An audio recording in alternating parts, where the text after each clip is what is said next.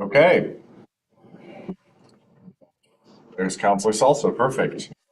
Welcome, everyone. Today is Monday, July 14th, 2025. This is a regular meeting of the City of Philomath City Council, and today it is 7 o'clock on the dot. So we'll bring this meeting to order. Start with a roll call. Present. Ian Tucker. Here. Spencer Irwin. Present. Frank Caseman. Present. Bruce Nielsen. Here. Richard Salsa. Present. Christopher McMorrin. Present. All right, just for a quick overview, we have a proclamation, which is just re-reviewing the Inclusivity Proclamation that we sent back to the Inclusivity Committee at our last meeting. Then we'll have public comment, a consent agenda, nothing super exciting on there. New business, the city manager will be giving an overview of the fourth quarter strategic plan report. So closing out our now former strategic plan update as we launch into our new strategic plan year. Talking about a donation for a new purchase and installation of a electronic reader board, thanks to the Lions Club, and then wildlife signage on North 9th Street. Then we'll move on to ordinances and resolutions. We have a resolution around our Psilocybin ballot measure, and then the repayment agreement with the Philomath, Frolic, and Rodeo for some of the work at Skirvin Park, and then we'll move into our reports. With that, let's go ahead and dive into the proclamation.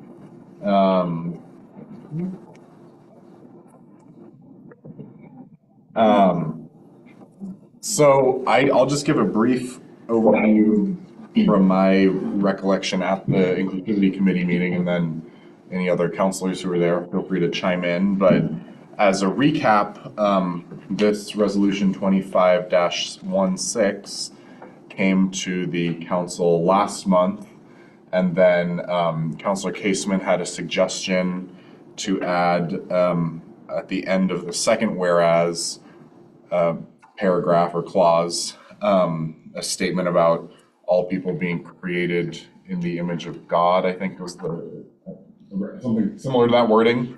And then Councilor Salsa felt like that was a substantive change beyond just sort of tweaks, and suggested the idea that maybe it should go back to the Inclusivity Committee. It went back to the Inclusivity Committee. At the Inclusivity Committee, it felt like there was a pretty strong feeling that folks didn't really like that specific wording because they really wanted to respect kind of separation of church and state and not having that be sort of pushed on people who may not believe that same way. But the committee did end up sort of agreeing with some of the intent in Councilor Caseman's letter to the committee.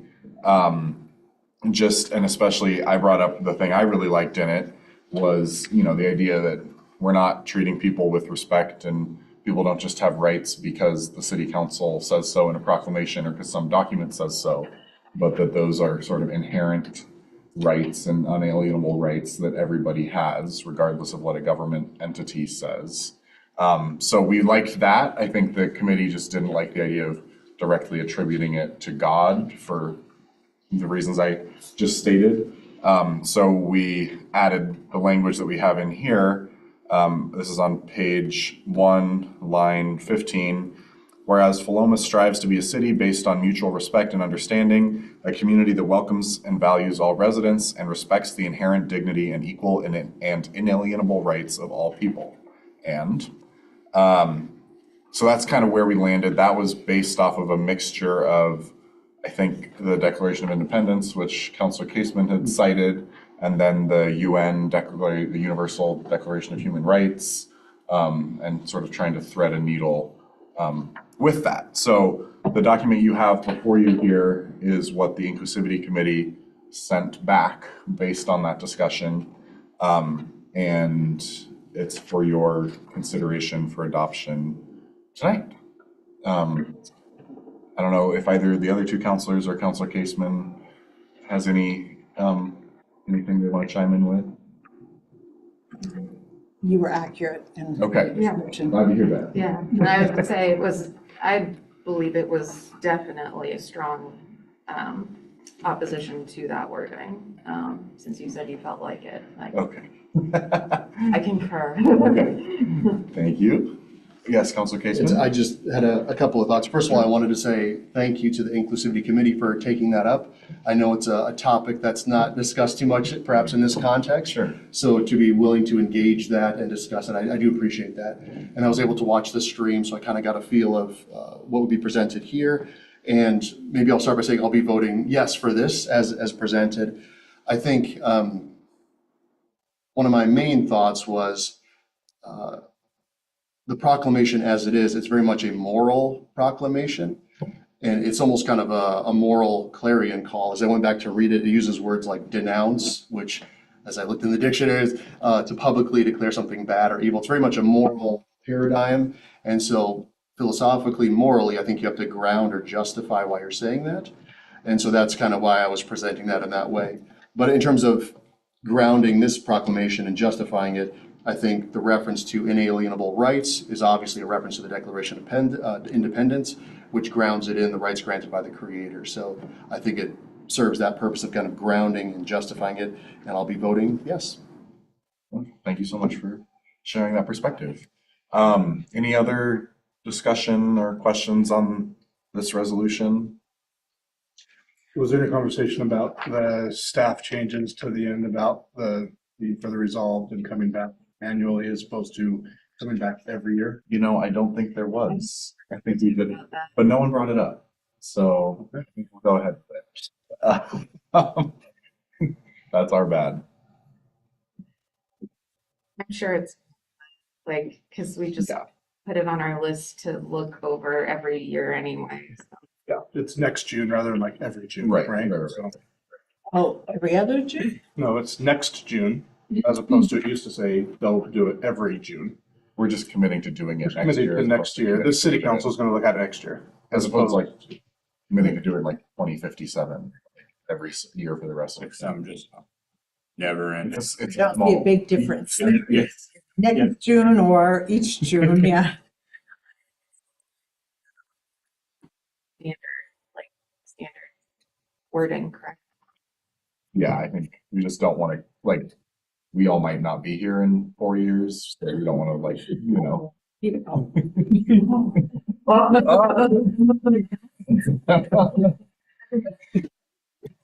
Anyway. Go with the child. Yeah. Okay, with that, is there a motion about this resolution? Second? Okay, it's been moved by Councilor Nielsen and seconded by Councilor Andrade to approve resolution 25-16 as presented. Is there any discussion on that motion? Seeing none, would all those in favor please raise your hand and say aye? Aye. Aye. Perfect. And that resolution passes unanimously. Next up, we have public comment, and the only person I have here is Bill, is it Narver? Narver, perfect. If you want to come up and share, Bill is here to speak about item E3 on our agenda, which I believe is the wildlife signage on North 9th Street. I'm actually told at this time I'd probably be the better for public comment as opposed to waiting. Yes, yeah, this is, and then you don't have to wait around to say your whole statement. But yeah, so if you want to go ahead, we try to keep public comment to 3 minutes. So, and then there will be a time at the end if counselors have clarifying questions. Thank you so much for being here. My name is Bill Narver. My address is 815 North 9th Street on Philomath, just outside. And I'm the one who called Kevin Fear about placing a sign on North 9th Street to compel cars to slow down for wildlife, pedestrians, and cyclists at the hill. It started out as an informal call in hopes that it would lead to an action plan. Well, kudos to Mr. Fear. He took it a step further and went on to an action plan fairly quickly because he saw an immediate need. Thank you to the Public Works Committee for passing a resolution to install a sign. I had planned on this being a casual summer project for me, a time to research and find out what can and cannot be done, determine cost, and then raise funds if needed. At this time, I am making an unusual request that to table the motion and vote on this until August 11th meeting to allow me time to gather more information. I had already discovered that certain animals have been approved. A deer sign has been suggested, but there are so many of those signs, drivers have become numb to them. Perhaps a moose, a bighorn sheep, or a bear would catch their attention a little better. My initial thought was a sign with 4 animals, like a deer, raccoon, squirrel. I wouldn't know about a turkey because I've never seen one hit by a car yet. And then followed by a bicycle and a pedestrian. There's more than just animals involved. I had no idea that things were going to move so quickly. I only found out about this decision this weekend when I went online to see what tonight's agenda would be. The reason that I'm requesting that the vote be tabled is so that I have some time to research signage options. Because whenever I present a problem to people, I try to come up with a solution and not just leave it. I didn't expect Kevin to go as far as he did. Thankfully, he did. But I was willing to take on the whole thing with getting information from him on where to look and stuff like that. So that's my request, if you're up for it. Okay. So Well, to wait for yeah. 11th. Well, thank you so much for being here and for the work you did in that. I think, counselors, maybe let's hold off on talking about that until we get to that agenda item, but do you have any just clarifying questions for Bill while he's here on the stand? I just want to commend you for checking to see what we were talking about. That felt really excited to hear you. You talk. Whoa, that's, you should probably pay attention. Well, I'm glad you're checking. I'm always really curious about you hard. I spent 12 years on the Albany Tree Commission. Oh, really? So I learned sometimes it's to your, especially when then I was checking. Yeah. Oh, sometimes I should probably go to that. Absolutely. Oh, anyway. But thank Well- you for being proactive on this. You know, it's a Well- definite concern. I'd invite you all up to my house to watch the north side of Ninth Street. I have a beautiful view, especially when I go out to get my mail, to watch the craziness that can happen when you have bicyclists go along and then about 30 seconds later, a car is behind them. I go out with my phone prepared to dial 911. I have not had to do it so far, and we're lucky. God has been looking over that hill because I have seen some dump truck going one way, car come the other way, and I don't know how they missed each other. Same thing with bicyclists. Bicyclists think that they can beat the cars up the hill. Yeah. I'm nervous that one of these, this is one that goes back to the decision on the Phelps' property on, it's not safe. Anyway, thank you very much for listening to me. Thank you so much. Thank you for taking the time to be here. I do want noted in the minutes that city staff worked too quickly on this topic. Bring this up at a future meeting. Yes. But noted. Okay, well, we're gonna hold off on discussing that till we get to that item, but thank you again for being here. Next up on our agenda, we have the consent agenda, which is the minutes from June 9th and June 23rd. Question, do we not talk about these other? Well, let me just, since I already said it. I'll rewind. I think in my brain, though, correspondence section, but any concerns or discussion on consent agenda or motion?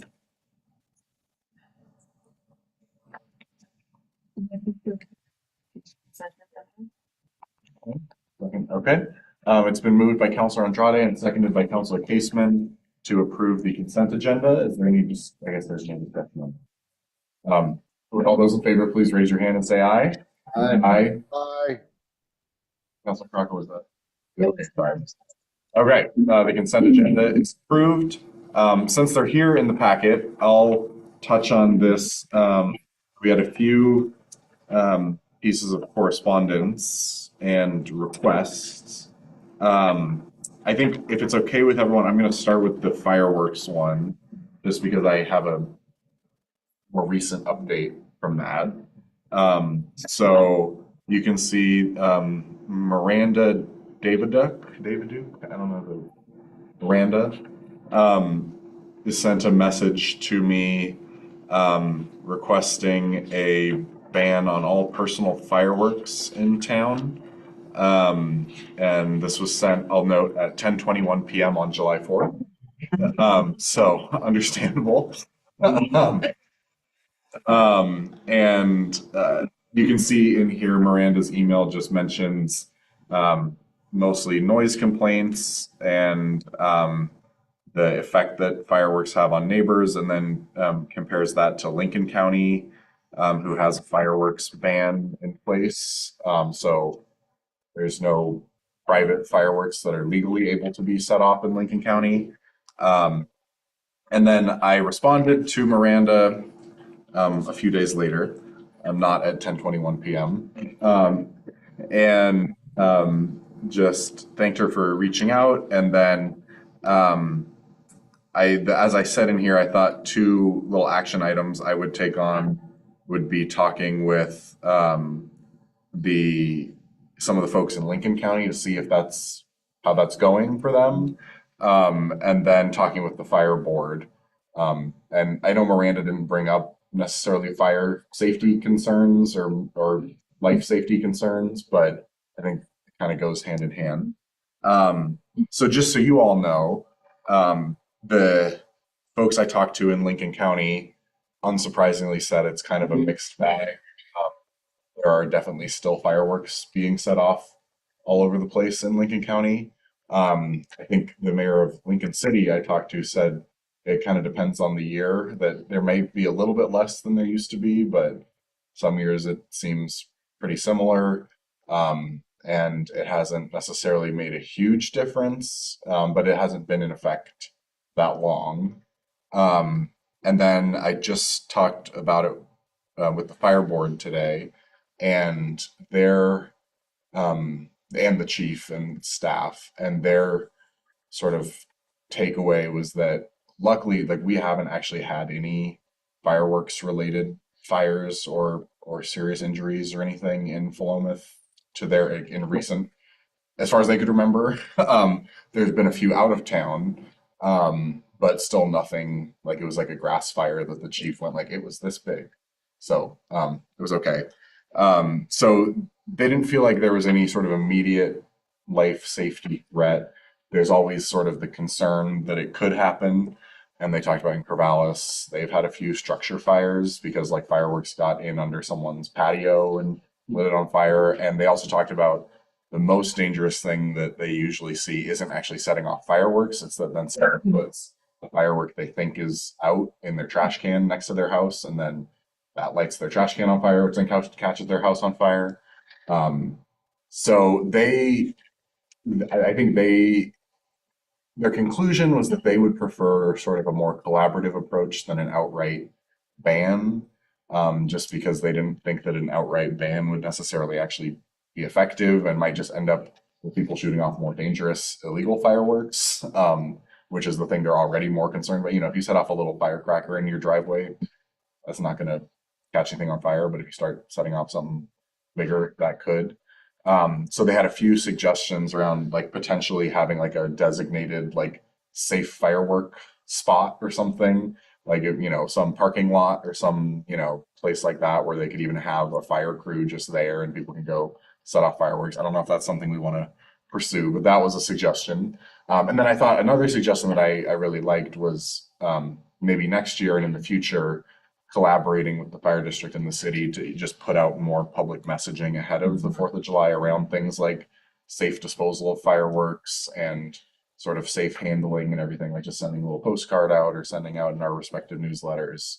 Because again, I think they really felt like the most dangerous part of the 4th of July wasn't the setting off of fireworks in your driveway on the 4th of July. It was the 5th of July. But I also see we have Councilor Salsa ready to chime in. As you do, I probably would, in this Yeah. particular case. So, Please. as it turns out, I was actually the duty officer that week and particularly that night. Mostly the focus, and particularly what I heard in the letter, was something that I also experienced, and that is, it's not the use of legal fireworks that's the issue. The issue is the letting off of fireworks that are not considered basically legal, not safe and sane, stuff that's sold by retail outlets and things like that. And I had an opportunity to actually go through the neighborhood as the duty officer, and just my presence alone actually had that stop for a long time until I was like, okay, I'm gonna, like, this has gone well. And the moment that I stopped, things started off, right? And you know, it's one of those things that it's a very difficult thing to kind of put your arms around. But I do remember back when I was the kind of acting as the fire marshal, working with Chief Rubin at the time. Sometimes just being a presence that just kind of keeps people thinking about, you know, not venturing out that way. It's not something that we're going to be able to resolve. It's just not. People are going to do what they're going to do in the privacy of their own property. But I do like the opportunity of saying, look, if you're going to be sane about this, then let's do this. And the messaging is going to be important. So I welcome the opportunity from the police committee perspective of working with the fire department to kind of formulate a better messaging. And again, I like the idea of having safe places to set off fireworks and things of that nature, as well. But I welcome the opportunity on the police committee to kind of work with the fire district and see if we could actually ramp that up a little bit. Thank you for that. Yeah, thank you. Councilor Crocker? Her biggest complaint was the noise Yeah. and the effect that that has on some people with PTSD or babies or dogs. And I am sympathetic to that. I would like to see some maybe guidance, and we could just give some statistics on how many people get hurt or how many fires are started, whatever. I know not in here, not in Philomath, but around the country. And then say we would like to regulate that they're between 5 p.m. and 11 p.m. on the 4th of July, but not the days before, not the days after, to kind of give a little bit of, and recommend that they come look at the Frolic, and we would make an exception for the Frolic or the Knights game, you know, they put off on weather permitting days. Whereas I'm not sure that everybody looks at the weather and pays attention to that sort of thing either.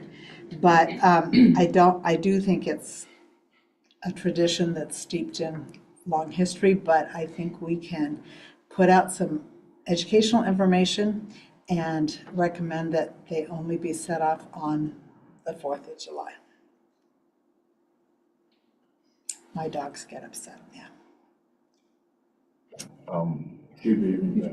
Second. Fighting Councilor Andrade. I just one question. Are they illegal any other time of the year, or is it just Like in Lincoln County or? here? Oh, here. I don't even Are they like illegal? fireworks, like at all, like statewide or like, You say, are they illegal? yeah, Oh. legal, illegal, either. Do we have any ordinances on that, Chris?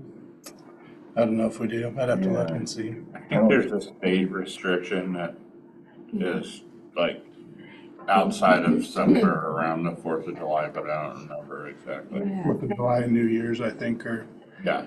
Comes to mind, I have to look it up though. I would be curious to know that, just because, like, I agree, like, it is very disturbing to have all that noise and light pollution, sound pollution, pollution in general, creating fireworks, and like, again, yes, to each their own, and also, like, if we're trying to build a safer environment for everyone, then it's kind of an issue. I'll go. Yes, please. Yeah, I think, so at my own household, we're pretty neutral on this topic. Some of my family members don't like it, some of us do. Yeah. We do little fountains out front, on the 4th and that kind of stuff, but,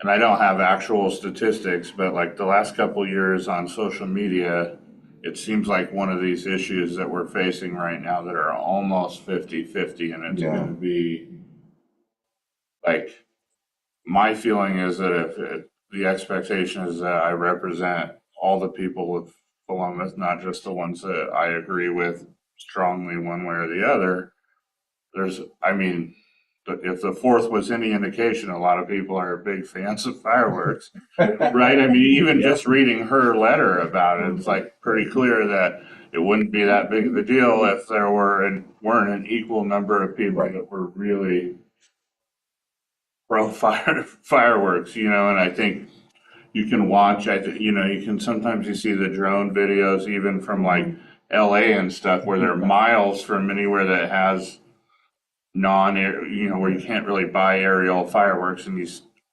all night long. There are little sparkles all over the thing, and so it feels like one of these things that, while I think it would be important to provide safety information and try and make this work for everybody, it also feels like kind of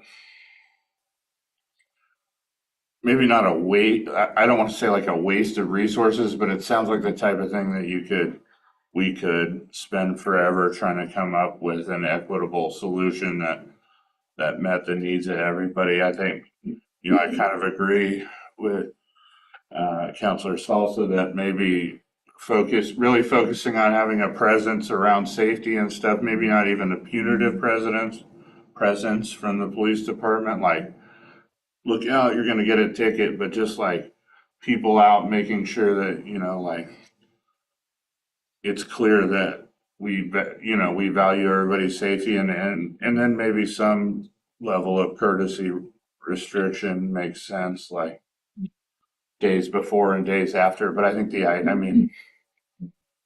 the thought of trying to tell everybody, thank you, like, if you read the things they say about Lincoln County on social media, so they being the proverbial they, like that some people have to say about it, feels pretty. And can I say one thing? I have lots of friends in Lincoln County and people that have served on city council there. And when I spoke to them after I received this letter, they said the main problem they had was beach cleanup. Beaches were so littered with fireworks that it became a huge expense to clean that up. And they had volunteers, quite a large volunteer group that did it. Well, I don't believe we have a place where we have to go clean up after 4th of July because of, do we? I'm not aware. And so our citizens seem to be somewhat responsible in contrast to what Lincoln City was facing with the beach and the litter and the old fireworks and such being left behind. So I think it's a little bit different situation on that case. So, but I agree with Heather, that's true as well. Councilor Salsa? Oh, thanks. I just wanted to kind of clarify something here. So first off, basically the only restriction in Oregon is on retail sales, which are restricted between the 23rd of June and the 6th of July. Okay. But there are no regulations pertaining to when consumer legal fireworks may be used. So if you wanted to set it off for a birthday or New Year's or any of that, so there's no, unless it's by jurisdiction. Okay. So, but in terms of the statewide, ORS, there is no particular limitation on when you can use, except where locally restricted. So I just wanted to make sure that folks were aware this is not just a 4th of July phenomenon, because we do this on New Year's Eve too, Now I'm dating myself, but back in the day we just used pots and pans. But there you have it. Thank you very much. Yeah. Yes. Do we just want to refer this to the police committee that been suggested? Yes. I was just going to say, for the sake of time, is the council fine with Yes. sending the police committee with the idea that they might come back to us with a recommendation or something? Yep. Okay. Yeah, I'm happy to work with Councilor Cocker, and we can actually, take the next year to come up with a cogent opportunity to create, an idea about this. Yeah. Perfect. Thank you. Yep. And then the other piece of correspondence we had here was from Janel Lajoie, who's the market manager for the Philomath Farmers Market. And she had you can see the letter here, or some thoughts and requests around signage for the Philomath Farmers Market. And I'll take some ownership for this because she talked to me about it at the farmer's market. And I said, Janelle, that's such an interesting idea. You should email the entire city council. So here we are. I guess I have some thoughts, but I'll wait on those because I'm curious everyone else thinks about this. Yes, Councilor Casey. And I don't know if the city has a policy on signage and that type of thing. I see where Janelle brought up Frolic and Rodeo, Lions Club, and some of the signage they have. Is there how do those signs get up there? And is there anything that would prevent for having a sign, or is there a policy? That was like a Chris question. We do. The policies, we don't allow signage in the public right of way. So garage sale signs, estate sales, any of that type of stuff, we keep out of the public right of way. It's a little bit complaint based on that, but if we've got time and Public Works has got some time or police got some time, we will go pick those up, especially if we get a complaint about signage. There was a inflatable something at Benton County just a few weeks ago, and they had stuff all over the place. It was flat. We did go through and several of those. They were all over the place, like annoyingly all over the place, on all of the power poles, on some of our new poles, etc. So those got removed. But other stuff, we're not overly proactive about them other than not having it in the public right away. And mostly it's the 3x5 kind of political size signs that you see that get placed, and those get pulled. Real estate signs get pulled. And we typically are pretty good about calling and letting them know, hey, we got your sign, don't put it in the public right away. You've got a Public Works and come out pick it up. So we've done that in the past. And I guess I mean that too, but also in terms of like permanent signage. So she mentioned a permanent Lions Club sign at the company. How did the Lions Club get that there? Could she follow some type of application, or how does I it? think they donated like $10,000. sign. Because I think it's not technically a Lions Club sign. I think it's like a Lions Club logo on a piece of art that they donated. Is that on our It's a little sign, it's sort of a yard sign, and I think it says, Oh, by the. yeah, okay. There's one because they maintain that triangle. That's something. But yeah, so it's not like a event, like it's not promoting them as much as just like, yeah, which we'll talk about more soon. But yes, Chelsea. Well, I was just going to add that I don't know that we've talked a lot to Janelle about signage. I think the issues that have come up, at least since I've been here, is leaving signs up, and there were complaints, so they were in the public right of way and there were more of them. And then just that most of, like Chris said, most every sign, if we're telling someone where they can put it, it's which business do you know that would let you put it on, on their property, it's things like that. So I think some of what's in here, yes, there are signs up, but they're not in the public right of way necessarily. So I think that some of it's just sort of maybe a misunderstanding about what is and what isn't. The chili sign that she mentions is out in front of the police department because it's the law enforcement, it's coordinated by the police department, so I think some of it is that maybe just misunderstanding about where some of the signs are. Counselor Crocker? I am in support of finding a place for them to have some signs, because I think they've proven themselves over the years that they are a entity helping our community. Their work with the SNAP and the teaching of the vegetables and all the stuff I was very impressed with, and I would like to see us give that support, whether it be on one of the poles or something on the main street.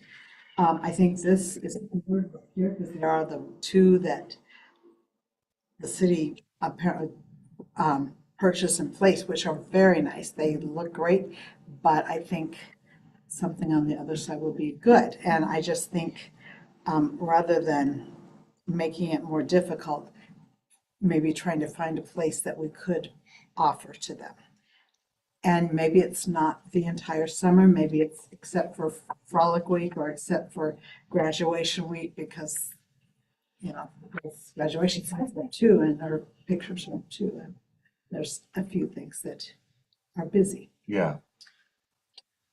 Well, and the other thing is, I don't think that we've told them that they couldn't necessarily do banners. I mean, Right. that's fairly new to us. I don't know that Chris and I did talk about this a little bit. So I'm not sure that they've expressed that interest, that we haven't really had a full discussion Right. about that, if that's something that they're wanting to do. I do know that part of what they're trying to achieve is not having to put signs out and then pick them up and redo that every weekend, and that's the goal that they were having, so that's Yes. awesome. This is maybe a larger discussion, and I don't know if this would be like Public Works Committee or something, but just the fact that we did put in whatever hundreds of new lampposts with banner poles on them, like I do wonder if we should have like a banner policy. Because like I would love for maybe the market to like have the month of May, like their first month, we have farmers market banners up, but like I don't think we can have farmers market banners up May through October. That's most of the year. So I just think that it might be, because that hasn't really been a problem. I feel like we never had beautiful lampposts with beautiful custom made banner poles on Main Street before. So just might be worth considering, sort of just a. Yeah, we've had our banners for a long time. The chambers put banners up, the cities put banners up. Right, but not like we can now. I just don't think we've ever been approached by the farmer's market to ask about putting banners up there. I think that was one statement I didn't think was quite accurate. I don't know that we've ever said, no, you can't have banners on the light poles out there. So, I mean, I think we have policies on signage. We've got applications for signage. I just need Janel to come and talk to me about what they want for signage, and we can see what we can do. I don't recall telling her that she couldn't do anything she wanted to do. I think this has gone up and beyond to provide, as you said, the signage that we do have, and we allow for the A-frame signs to go out. And then there's a whole other philosophy of what are you trying to do with the signage and who are you trying to attract? I think most local residents are looking at the newsletter, the emails, Facebook postings, all that sort of bit. If you're trying to get people going through town, frankly, an A-frame sign on the sidewalk is going to be more attractive than a permanent sign that's been sitting there all week long. So it's just, I'd be interested in a conversation with Jill about what is it she's trying to attract, who's she trying to get to. Here's what the sign code allows for, and, just run through that. So I just don't have even with this letter, I don't have a very clear vision exactly what it is that the farmer's market wants to do for signage. So I'm happy to talk to her. When I worked there and I talked to her about this a little bit, but there were vendors coming to her complaining there were not enough signs, there's not enough customers, there's not enough signs. So I think she's getting pressure beyond her own thoughts. And so this is perhaps her method of trying to help find a solution. Just to respond, I get that. I've been volunteering with the Frolic and Rodeo Craft Fair for over 10 years now, and we hear the same thing from our vendors every year. And honestly, it doesn't matter how much signage we have out, it is never enough.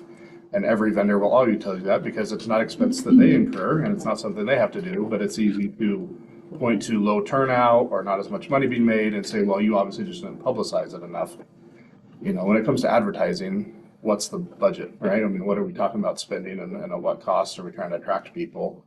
But again, we have policies, we have municipal code around signage, what's allowed, what's not allowed. I'm just not seeing that there's not a path forward within our existing code. Counselor Salsa? Oh, thanks. I don't want to belabor the point. I think we're kind of in the same direction here. I agree with Counselor Crocker because I was with her when the first weekend that we had a presence there. And I think there's just a misunderstanding of what they think they can and cannot do. And I am absolutely encouraging her to approach, our city manager and city offices to kind of get the lay of the land on what works that for everybody, so it's not onerous on them that they have to put something up and take something down and blah, blah, blah, blah, blah. But I think there's just a conversation it has to have, and I would support directing our city staff to just iron that out with those folks and come up with a plan. Thank you. Yep. Counselor Andrade? Yes, agreed. We should support the farmers market as much as we can. Agreed that there should be some sort of conversation with staff and Janel and whomever else with the farmers market to figure out how to make that happen. And agreed about the banner policy. I think that should definitely be in place. I was definitely surprised to see banners put up that I hadn't seen before, and not saying that it's a bad thing, but just having a better understanding of how are we going to allocate time and advertising for each of them. Because even she recognizes in the letter, what if we had every other lamppost for a banner?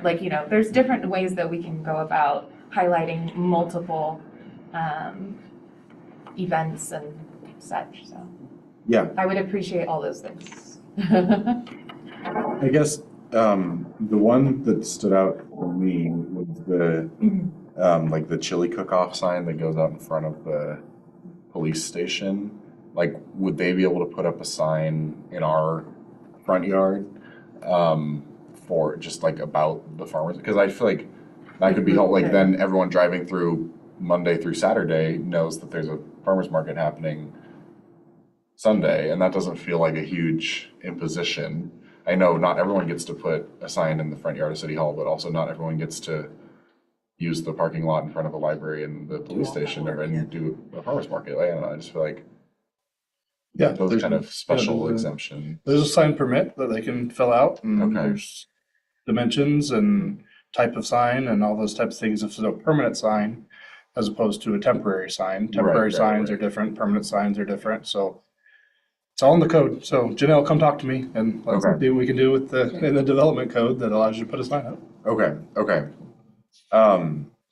Then before we wrap this one up, how do other counselors feel about a banner policy or something on that? Are people interested in that or no? I think, Yeah, no, please. I think for the consistency, I think it would be good to have a policy so that it's available for all individuals to look over and to consult and see what, I think this is a really good idea. Okay. Yeah, I think policy supports the ideals that we have already said that we support, equity, fairness, consistency, all those things. And so just being able, kind of like Chris just said, there's a process for getting a permit for a sign that's the same, it's applied to everybody. And so that's pretty simple. And this would be something similar, what qualifies you to be able to be on the, to have a banner. Do you have to be we don't want like a Radio Shack ad on there or something, right? So there's like a certain level of publicness or what, that kind of thing. I don't know. It seems like it wouldn't be too hard to rough out some criteria that. I think I inherited a resolution by previous council that's been adopted, but I'd have to go back and do some research to double check. But Okay. I can work on that and bring something back to you. Okay. Yeah, just something clean so we could. Okay. And I just want to add, just so you all know, Public Works is coordinating like these new light poles and Yeah. thinking about banners. So it is being thought about, and there's we have a process, And quasi process in place. are we putting them up now? Bought that truck? We got that truck now, Okay. so, as. Yeah, the Frolic ones were put up by us. Okay. I have a lot of experience doing this in my last city. I drafted many Yeah. policies and rewrites and did all the coordinating, so Okay. in any way that I can help Chris and Okay. Public Works. Okay. Want to send that to the Public Works Committee or back here? I'll just bring something back to the council that needs to. Okay. Okay. Do we feel like we are resolved on that? Maybe, is it okay, since this was sent to the city council, is it okay if maybe I respond on behalf of the city council summarizing this and then sending them to Chris and Chelsea? Okay. Yeah. All right, now back to our regularly scheduled programming. Let's see, and maybe I feel like this strategic plan report might take a second. Would folks be okay if we move 3 up to the first item of new business, the wildlife signage, just so that Bill can leave? Have the rest of his evening back. So then we'll skip ahead to page 23, item E3, North and 9th Street, wildlife signage request. I think Bill did a pretty good job summarizing this. You can see in the agenda item summary here just that Kevin Fear received a call from a certain resident, and there's a desire to put in some like watch for wildlife signage.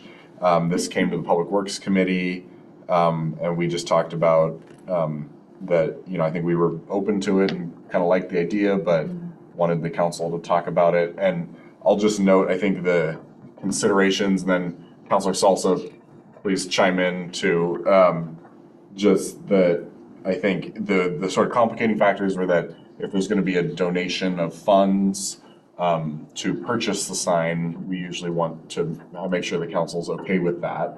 And then make sure the council's okay with signs going in that aren't like standard or aren't part of an existing approved traffic plan or an existing council project or something. And then thinking about any sort of ongoing maintenance. Obviously, a sign doesn't cost that much in the grand scheme of things, but having one donated by the community in 15 years when it might need to be replaced or something, that'll be a cost then on the city. Councilor Salsa, since you're the chair of the Public Works Committee, do you have anything you want to add on that note? No, I think you did a fabulous job. I think that one of the things obviously we were concerned about was the citizens getting together and actually coming up with fundage for the possible a contribution essentially to have this happen. So while I applaud their willingness to put their money on the line, so to speak, I think it's a little bit of a slippery slope to take citizens' money outside of the normal sort of taxing kind of thing that we do. I don't know if this has been done before. I mean, Chris may have had more recollection when citizens have come together to do something like this, but I think that I think it's a great idea. Because I think we talked about this. This not only has an opportunity to talk about the wildlife itself, but also a traffic calming kind of side effect. to this, where they know that there could be something that's happening, especially on that particular hill with a lot of blind driveways and stuff like that. Anyway, that's my input. Yeah, thank you so much. And I'll just say one last thing, which I just really want to also note Kevin's note here, just that I think if we do approve this, we want to make clear that it's not a precedent that anyone can just give the city money to get a sign on their street. Exactly. Yeah, and to what Councilor Salsa mentioned, this sign does not actually like have any traffic impact necessarily, besides just maybe making people look around. But it's not like a stop sign or like a, you know, no right turns, not like something that would actually have to have a more like police or public works input.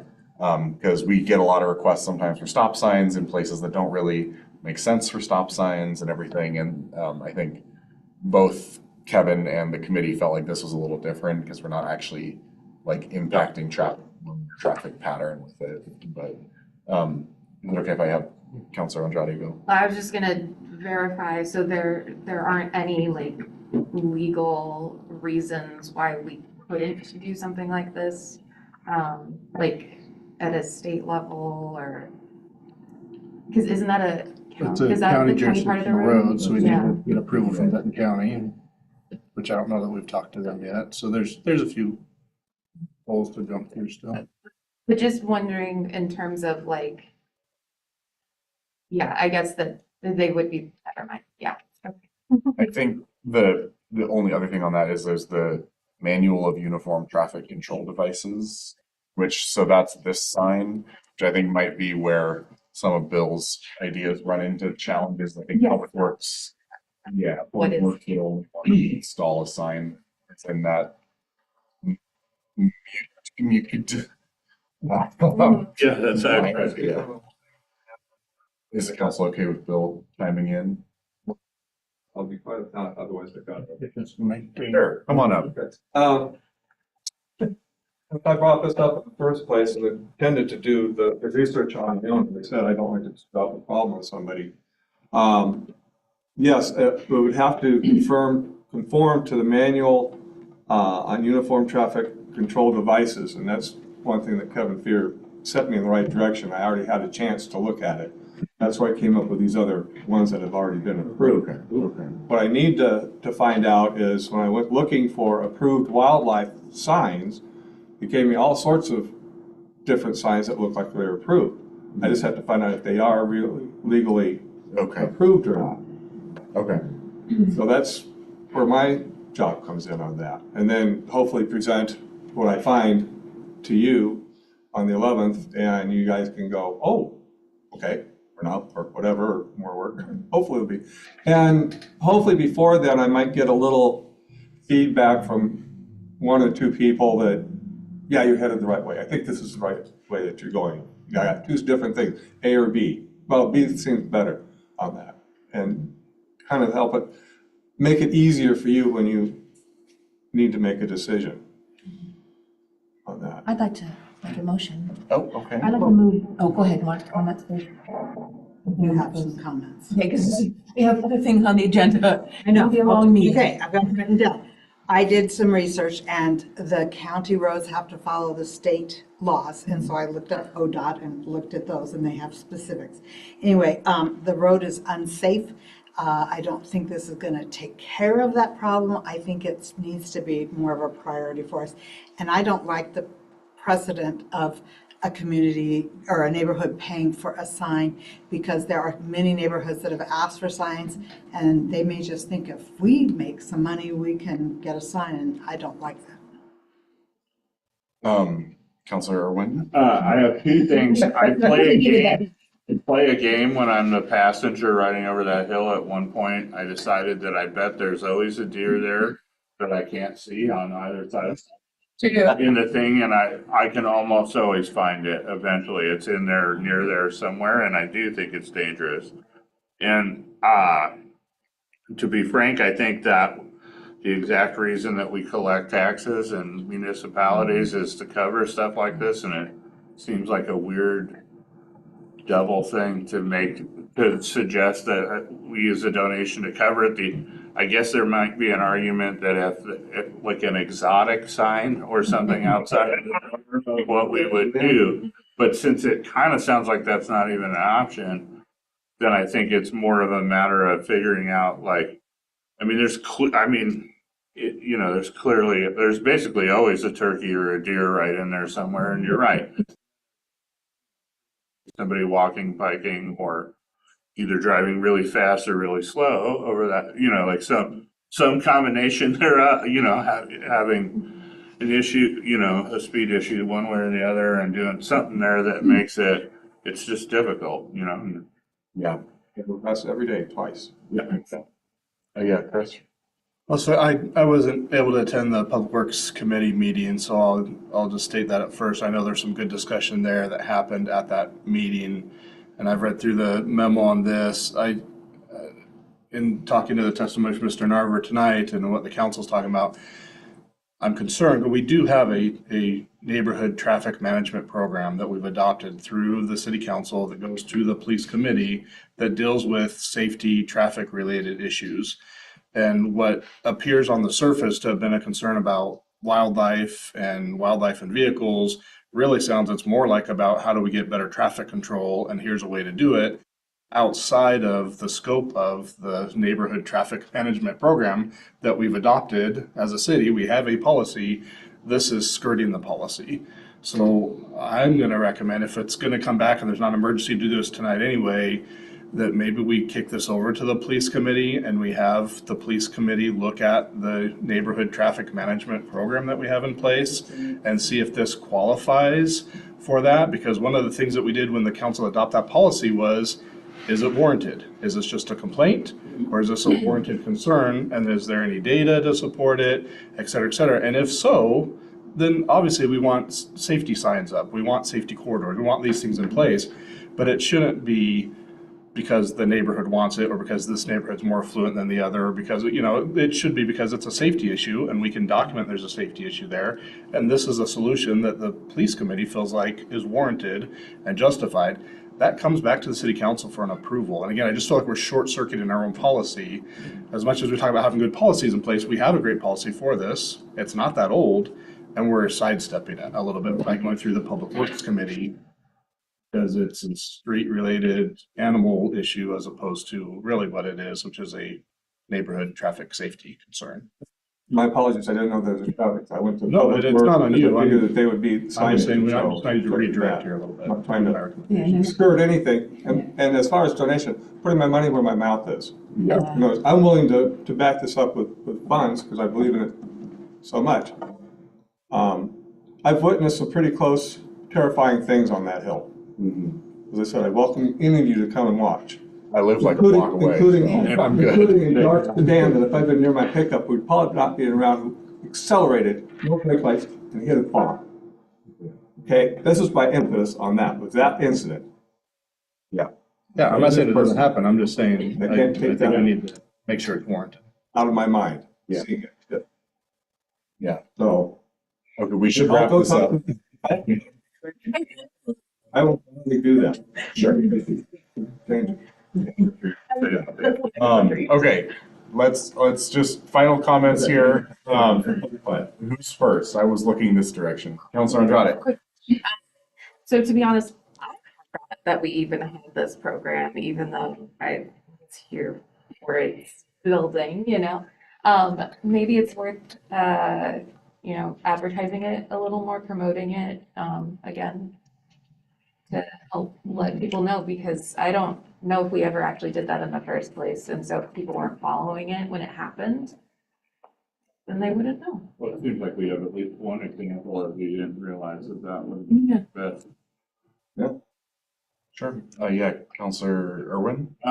Councilor Salsa might be more relevant because he's on the Public Works Committee, but I would just say that if it were up to me, would send it over to the police committee, the public safety committee, with a side note that we're in consensus that this is a significant I don't think anybody here went, it's not that big of a deal. I think we all went, oh yeah, that part is bad and it's dangerous. And like, I think we're all in agreement. And so maybe that, I don't know, I doubt they go, oh, the council said we had to do it. Like, I think it would at least be clear that we heard the words of our constituents on it. Yeah. And maybe I bet that's what Rich was saying. Yeah, Councilor Salsa? Yeah, sorry, I was just gonna say, I agree. I think this would be, I think we should actually follow, Mr. Workman's recommendation and send this over to the police committee.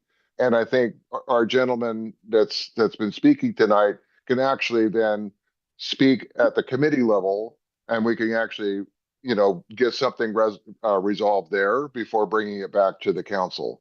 I think that's a fabulous idea. Perfect. Yeah. Oh, okay. We're still talking. Very quick, it's about donations. So we do sometimes accept donations on a general level. So if we're not like raising money for a park feature and we have a fund for that, Mike, the finance director, will accept a donation, but it's just a general donation. We have someone come in and say they wanted to donate for dog waste bags, and Mike said, great, I will take that. And we are buying dog waste bags, but not with that necessarily. So that's typically how that works with our current finance director. Okay. Thank you.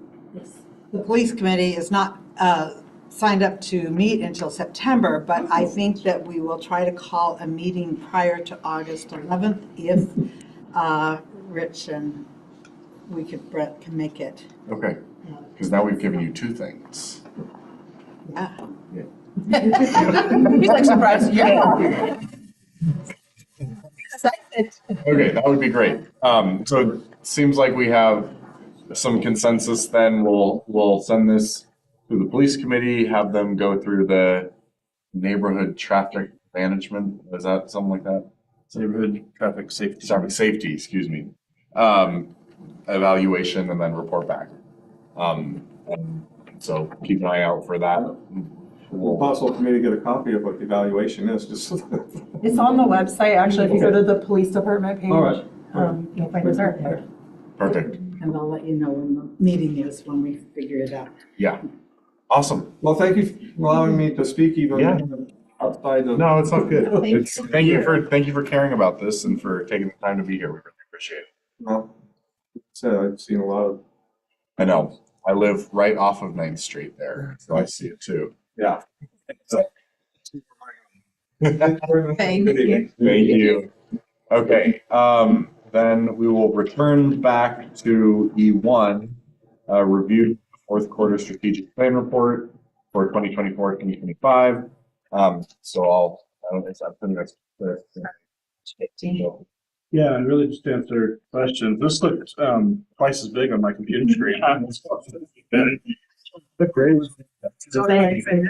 I'll apologize. Hopefully you were able to look at it online, PDF, and blow it up a little bit too. But as the mayor kind of suggested at the very beginning of the meeting, we've been doing quarterly reports.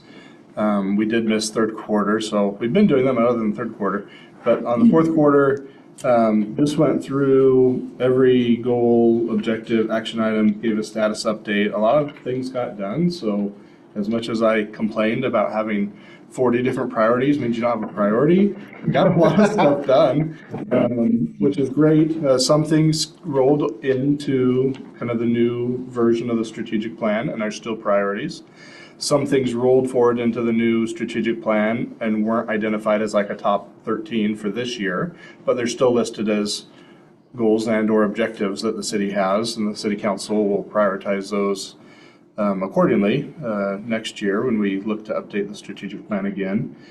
And there's just a few, not a lot, a few things kind of dropped off where they just either weren't clear here. Maybe there was an objective we'd like to do, but no action item ever got assigned to it. Maybe it got discussed during our work sessions with the city council at the first year and it kind of fell off as not as an important topic and didn't even make the cut list. So I just try to be clear about where that went. Completed. What I haven't done yet is any item did get completed gets kicked down into this appendix, which I didn't include, but we've been tracking that since I think I said 2018. where every year, everything we get completed drops down to the appendix under that year for having been done. We're going to cap that off at the end of this 24-25 fiscal year strategic plan. And so we'll start a new one starting in 25-26. But I haven't taken all these things that are done and moved them into that appendix yet. So I'll do that, and we'll have kind of a finalized end of the 24-25 strategic plan document. We'll put that online so it's accessible. It's kind of fun, honestly, to go through and look at all the stuff that's been done. When you get ready to run for re-election, that's a good place to go and be like, did this, did this, did this. Look at all the stuff that happened while I've been on the city council, right? So it's a good resource in the future to go back and see what's been done. But again, for this year, as I've been talking and you've been looking through, if there's any specific questions on status or if something's not clear, excuse me, let me know. The highlights were more of a staff level on about when in the year we were going to focus on it. I'd probably take that off if I were to prep this report again, in addition to making the font a little bit bigger and darker. But yeah, I'm happy to answer any specific questions. I didn't intend to go through line by line, but happy to answer questions maybe page by page that the council's got. Is there a color key, or do the colors mean anything? I mean, that's what I was confused. Probably. It's each person. Yeah, I think each person has a color. Sorry. Again, it's kind of a soft little thing that Yeah, Chris is orange. so that when Mike's we're yellow. looking at it together, we don't fight over things. Yes. So functionally, we go through this every month, right? So, and again, some of our staff meetings get postponed to council, but once a month, our management team sits down and we go through this list top to bottom, and we'll go through everything. And so it helps us stay on task. If things start lagging behind, we need to adjust, we adjust and reprioritize. This is kind of our workflow, if you will, on when we're taking care of some of these items. And as you see, with a lot on there and a lot of staff, there's a lot to talk about every month. Yeah. So Good work. Yeah.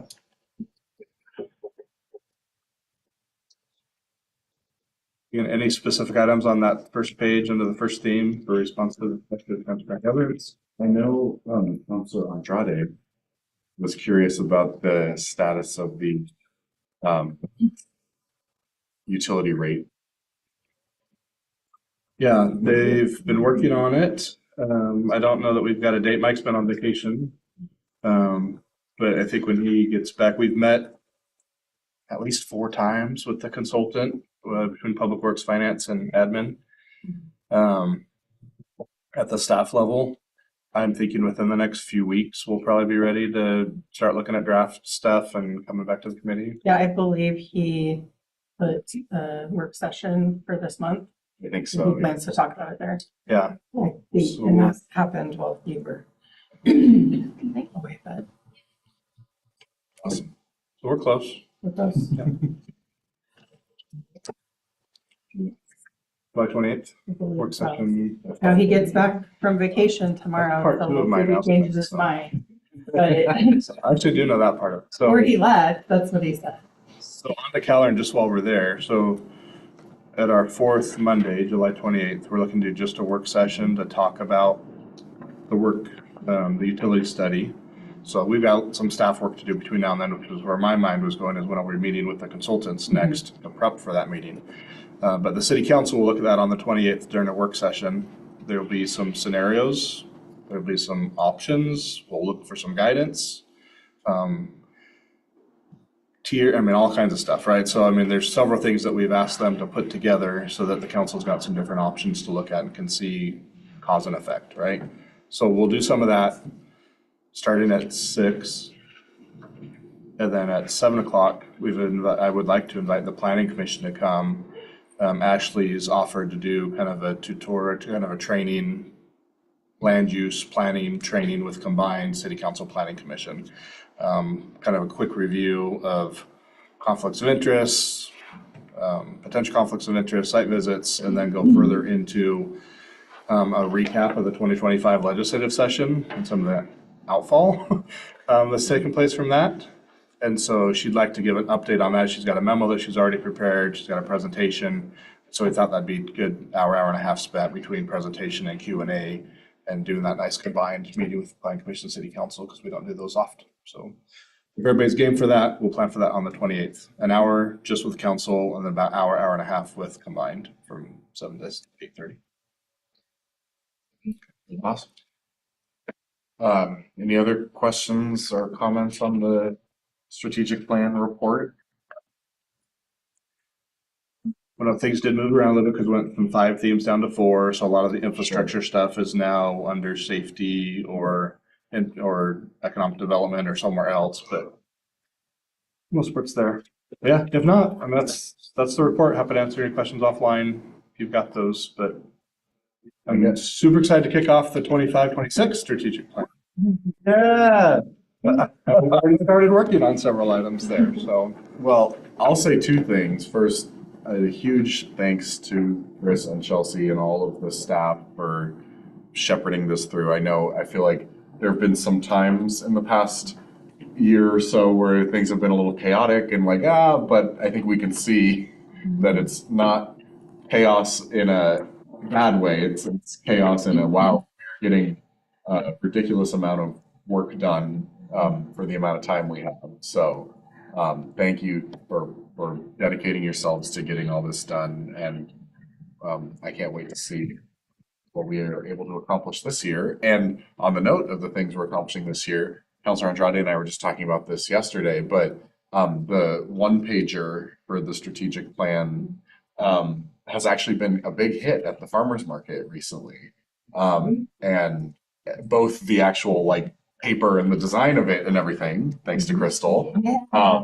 And I just, for all of you to know, we've gotten really positive feedback on the actual content of it too, which has been really reassuring. And I think the priorities that we identified really seem like they are what is on people's minds in the community. I was kind of joking with Councilor Andrade that my favorite thing is when someone comes up and they're like, we really need more bike lanes or something. Well, it's actually right here. There was we need to do something about affordable housing. And well, actually, if you look right here, so that's been fun. So it's been reassuring, and I want to thank all of the council as well for all your work that went into that. I think we're moving in a really good direction, and that's a team effort. So thanks for being part of the team. Any closing words on that, Chris? No, appreciate everybody's work. I mean, like you said, that's a team effort. Some of that stuff is very staff heavy. Some of it's more council heavy. The coffee with the counselors and the other outreach things that you're doing. I mean, it's a team effort, and a lot's been accomplished. So pat on the back and take a breath, and then get ready to start running. Get your shoes laced up, because we're not stopping. There's a lot to go. Chelsea was in my office this morning. Hey, on the strategic plan for this year, looking at the budget, looking at IT stuff, and No rest. gotta get stuff ordered. So, yeah. Bye. Good. Yep. Thank you. Perfect. Thank you. Yeah. Happy New Year. Let's go. Let's go. Not just Kevin. We were joking about Dave was in July 1. Dave's in our office going, hey, I need to get this stuff ordered. I need that.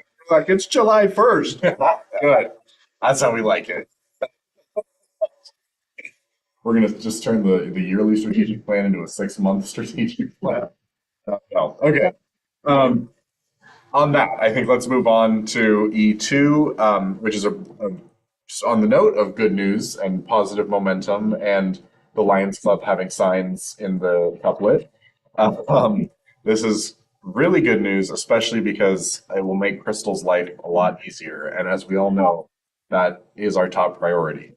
So as you can see here, the LED reader board at Dale Collins Park, where Applegate splits off from couplet there, is it's still operable, but for an indeterminate amount of time remaining. And you have to program it by going out there and plugging in an old laptop that can be updated with software that hasn't been updated in years, with a giant physical plug you have to plug in that I don't think you can even buy a replacement for. Back to the Future. Oh yeah, sparks fly out, Crystal flies back. So anyway, So it was getting time to replace that, and we'd rather replace it before it fails than after it fails. And so then, and I'll turn it over to Chris in a second, but Chris reached out to the Lions Club, and they very generously offered $10,000 towards that replacement project, which should be about half of it, or a little over half of the total project cost. And before I turn it over to Chris, I'll just say that's a very generous offer, and I think we're really grateful to the Lions Club for their steadfast support of that. And I think it should also just be noted it's going in Dale Collins Park, and Dale Collins is a longtime member of the Lions Club, which I think was part of the consideration. He was mayor as well. Yes. Yeah. Yeah. So, Budget Chris, committee member, Parks Board, yeah. tireless volunteer. Yeah. No, I appreciate that, Mayor, and I appreciate the acknowledgement to Lions Club, who honestly, without hesitation, and as I understand, unanimously approved this donation. So a lot of support from them. Just a little on the sign I did, obviously, we followed our procurement. I've been researching this for over a year. I was hoping to make this purchase last year, and our TLT funds were lower than what we were anticipating or had budgeted. So couldn't pull the trigger on it. Finally got down to where we had a couple different options, either a one-time purchase or a monthly payment like $400 something, which you end up paying more over the course of the 5 years if you go that route. So it was really just maybe a month and a half ago, I started reaching out, saying, if we did the one-time payment, we could get some donations to help. Lions Club was the first place I went, first place to get back to me. We will have enough transit lodging tax dollars that we can cover the rest of this. There's some additional money we'll need to spend outside of what we pay for just the company and the sign itself. The wood frame that we've done at like the Cochran Memorial Park and at City Park now is kind of a new standard that we're liking to do in all of the parks, and so we want to incorporate that into Dale Collins Park as well. Our Public Works crew, I'm told, enjoy doing that type of project. It's kind of great, it's kind of fun, it's kind of timber. So there's some cost there that's not reflected in this 19,601 price. So there'll be some cost for materials, whatnot to get that set up there. There's some additional signage we'll add. One will be Dale Collins Park to acknowledge that. Then we'll do a second sign that also says, contribution provided, reader board contribution provided by Lions Club, Philomath Lions Club, or something to that effect. We'll get the language just right. But we want to acknowledge the name of the park. We want to acknowledge the Lions Club, and then, of course, the city of Philomath. And then, as you see, kind of the display down below, really about the same size as the existing one as far as display board goes. But at 9mm, we'll be able to get like images, still frames. Our sign code doesn't allow for like motion. So it won't be like, screening across or scrolling across, won't have flags waving in the background or anything. But it will be able to change more often. There's a set rate of which it can change, but we'll be able to get a lot more in there. It's all programmable from the office. So Chris can sit at a computer. Somebody drops a sign, hey, we really need this for this weekend. Yeah, this is kind of stagnant. It can go on there, it can be done within like 2 minutes. So much more control, much more usability, full color. It's really going to up the game on what we can do. And honestly, it'll be a little more similar to what the fire district has on theirs. If you pay attention to that one, it'll be very similar to that. So same type of public announcements. Our policy on that is we limit to nonprofit groups. It can't be for-profit type deal, but nonprofit, community organizations, church groups, any of that is all fair game. We've got an application they fill out. We'll look to make that online, I'm sure, so it's even easier. People go in, put in their information, submit, we review it, get it approved. We don't charge for that. It's just a free service we provide with the reader board. So I'd anticipate all of that would remain the same. So for tonight, not really looking for an approval, just looking for a thumbs up, and mostly a big thank you as the mayor's and the last stuff for stepping up and making this happen. We're 2 to 3 month time frame for getting it ordered, getting it delivered, getting it installed. And as I know the memo, we still get the same 5-year like service plan, warranty, all of that. We're just paying the cash up front rather than every month over the 5-year period of time. So any questions or comments or additional kudos to the Lions Club? I think it'd be great. Yeah, that's okay. That's really awesome. And I move to accept a donation of $10,000 from the Philomath Lions Club to use for the purchase of a new LED reader board for Dale Collins. I'll second that. Okay. It's been moved by Counselor Andrade and seconded by Counselor Irwin to accept the $10,000 donation from Philomath Lions Club for the reader board at Dale Collins Park. Is there any further discussion on that motion? Seeing none, would all those in favor please raise your hand and say aye? Enthusiastic. Yes. With a big thank you. Yes. The, Funds in our checking account already. Well, I'm smelling another ribbon cutting. get back to practice. Hey, I gotta come in for my training. Or miss that. All right, well, thank you again to the Lions Club and to Chris for coordinating this and to Crystal for going out there and not having to go out there. To college Ruth as well. Oh, Ruth, yes, Like, thank you. Ruth did it for years. Yes. I mean, you had to sell the DeLorean, sorry. Yeah. Okay, so then that wraps up our new business, and we'll go on to item F, ordinances and resolutions. As I mentioned, we have two different resolutions tonight. The first one is bringing back the next phase of our Psilocybin saga. So to help you all recall, and it's outlined here in the agenda item summary as well. We previously, last year, end of last year, I guess it was, passed extension of the existing prohibition on psilocybin service centers and storage or whatever it's called in Philomath until after the voters could chime in at the next regular general election in Philomath. Yes. And so that's what we're here today is back then the council decided to put on the ballot either making that extended ban permanent or I don't know, I guess repealing the ban and replacing it with time, place, and manner restrictions.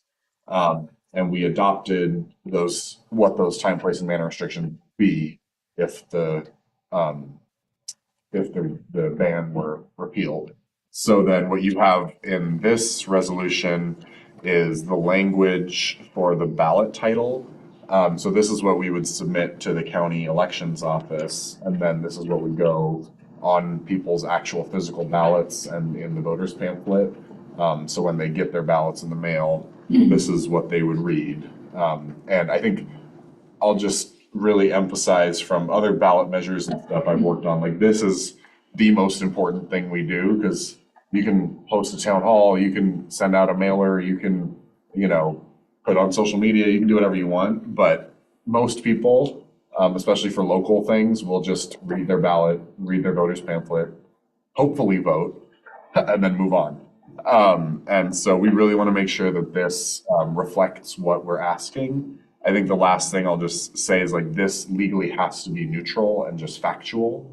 So we can't incorporate any kind of policy political position into this. And there is a whole sort of legal recourse to that, where people, once we put this out, they have a certain number of days where they can challenge it.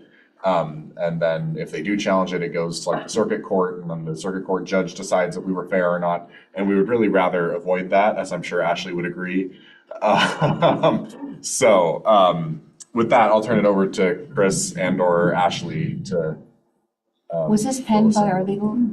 Was this penned by? Yeah, so Ashley is actually here tonight virtually to talk through this a little bit with us. Nice job, Ashley. Thank you so much. So I'm going to turn it right over to Very well her. written. Go ahead, Ashley. Well, I guess I'll say I would turn it right back and say that I didn't actually draft this, but I did review it. So kudos to staff for a great job in drafting the caption, the question, the summary. They're all legally compliant, in my opinion. They meet the word limit and they do appear to be neutral.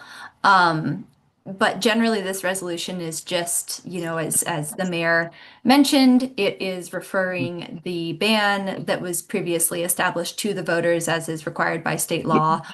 And if it is passed, then the ban would continue to be in effect. If it is not passed, then the time, place, and manner regulations that we discussed last December, I believe, would come into effect. Perfect, thank you. Anything else staff wants to? Yeah. Okay, good. Yeah, I just continue. I know the council put a lot of emphasis and let's get it to the voters, right? And how do you know the vote of the people without going to the vote of the people? There's a lot of things that as council members, staff asks you to give your opinion and vote the way that you feel like your constituent want you to, or the way that you feel like you should. And I know that's difficult for the council members sometimes, because sometimes your constituents may have different beliefs than you do, or you may have similar beliefs to some constituents, but it may not be the majority of your constituents. And how do you know? So there's a lot of things where you just have to vote your conscience, or, you know, vote the best way you feel you can. There's other topics like this where you do cast a wider net and you try to figure out, you know, what does the electorate of the city of Philomath want to do? And this is one of those special occasions where state law allows you the time and to do that. So it's part of the process. Again, we're looking for neutrality. We're not looking for, you know, how do we get this as political as possible without making it political? How close to the line can we get? Our attorneys looked over this, felt it was pretty neutral. I think staff took the very neutral approach on this as well. I feel like whichever way the electorate decides to go, the time, place, manner restrictions will protect us from some of the harms and the concerns that may be associated with psilocybin.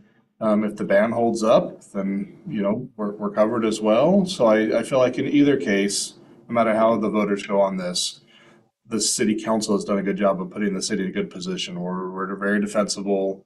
You know, we can take steps to ensure that we're following our own rules and all those things. So anyway, I just want to commend the council for all the work to put into this to give our residents an option. So, great job.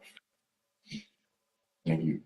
Just really quick, Yeah. it's well-written. I understand the last time I didn't feel like it was a well-written situation, so this is very good.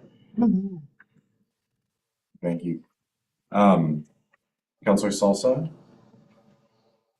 Okay, well, unless there's something else to discuss, I actually moved to adopt resolution 25-17, referring an ordinance based establishing a ban on psilocybin product manufacturing and psilocybin service centers to the voters for the November 2025 special election. Thank you. Is there a second? I'll second it. I think I saw Crocker first, unfortunately. Okay, it's been moved by Councilor Salsa and seconded by Councilor Crocker to refer or to approve resolution 25-17 and all that it contains, which includes the referral to the ballot for November 2025. Councilor Andrade. While I don't have any issues with the wording, I'll just say that my no vote will be because I don't believe it's our place to refer the question of a ban to voters when the voters previously agreed to allow it both at a state and city level. It's just what I said before in previous meetings. So. Thank you. Yeah. Is there any other discussion on this motion? And I guess the last thing I'll just say, and Ashley, correct me if I'm wrong on any of this, just the work we do to refer the ballot title and put it as a measure for the election has to be completely neutral. You as individual city councilors and members of the community, you can still campaign for or against and make whatever kind of statements you would like, but just not the city as an entity. And that goes for once it is a ballot measure, you can actively campaign, but city staff have to remain neutral. So just a note on that. Am I fair in saying that, Ashley? Yes, I would just ask that it's done in your own personal capacity. So, you know, clarifying that when you're taking those actions, campaigning one direction or another, that you're saying, you know, it's you personally rather than you acting as a member of the city council, etc. Awesome. Thank you. All right, any further discussion on this motion? Okay, seeing none, would all those in favor please raise your hand and say aye? Aye. Okay, all those opposed, no? All right, the motion passes, are all of us here? Yeah, 6-1. Thank you so much. And then next up, we have yet another resolution, which is the loan agreement with Philomath, Frolic, and Rodeo. And I'll just turn this over to Chris because there's a lot more going on. Yeah, so this goes all the way back to February of year when we talked to our last year when we were first talking about moving forward with improvements down the rodeo grounds. All along, the Frolic has come to the table and stated that that first $500,000 was going to be raised locally. They were going to bring that to the table. We actually took the total project cost of I believe it was $2.4 million. So we reduced the $500,000 that the local community was going to provide in support of this. And that's the number, the $1.9 million we took to the state legislature. So that's where the $1.9 million came from, was 2.4 estimated cost of the project minus 500,000 was 1.9, which we asked the legislature. So this $500,000 has always been there. The Frolic was successful in getting some donations, but not the full $500,000. When that started to look like that might be the case, I came to the city council and said, hey, would the city council be willing to borrow up to $500,000 and then have the Frolic pay us back in annual payments as they're putting on the Frolic every year and doing ticket sales, and proceeds of that come and they could pay those stands off over time. Council said, yeah, that's agreeable. Let's move forward. Well, again, they've come up with some donations, quite a few contributions, whatnot. The cost of the project also came in under budget in some areas. The scope of the project grew, of course, because we added the restrooms and we got another grant. And so all those things kind of muddied the total cost of the project. But the portion of the project specific to the bleachers, the lighting, and the ADA accommodations, that numbers stayed relatively close to the same. Remarkably, between what it got bid for, girdings overhead, some of the savings that we looked at, and with the money that the Frolic did bring in, we're looking at more in probably the $200,000 range. And talking to Mike, he felt more comfortable at the 250 just to make sure we have enough there to close out with girding, get them fully paid, get all the subs, and make sure they get all their subs paid. So what we've asked Ashley to do is to write up a repayment agreement between the city and the Frolic for the Frolic to do the repayment for a loan amount of up to the 256, six, including some additional fees and things that are needed. So that would be the loan amount. There's no prepayment penalty on this. So if we don't need the two full 56, if it ends up being 175 or 190, we just won't draw the full amount.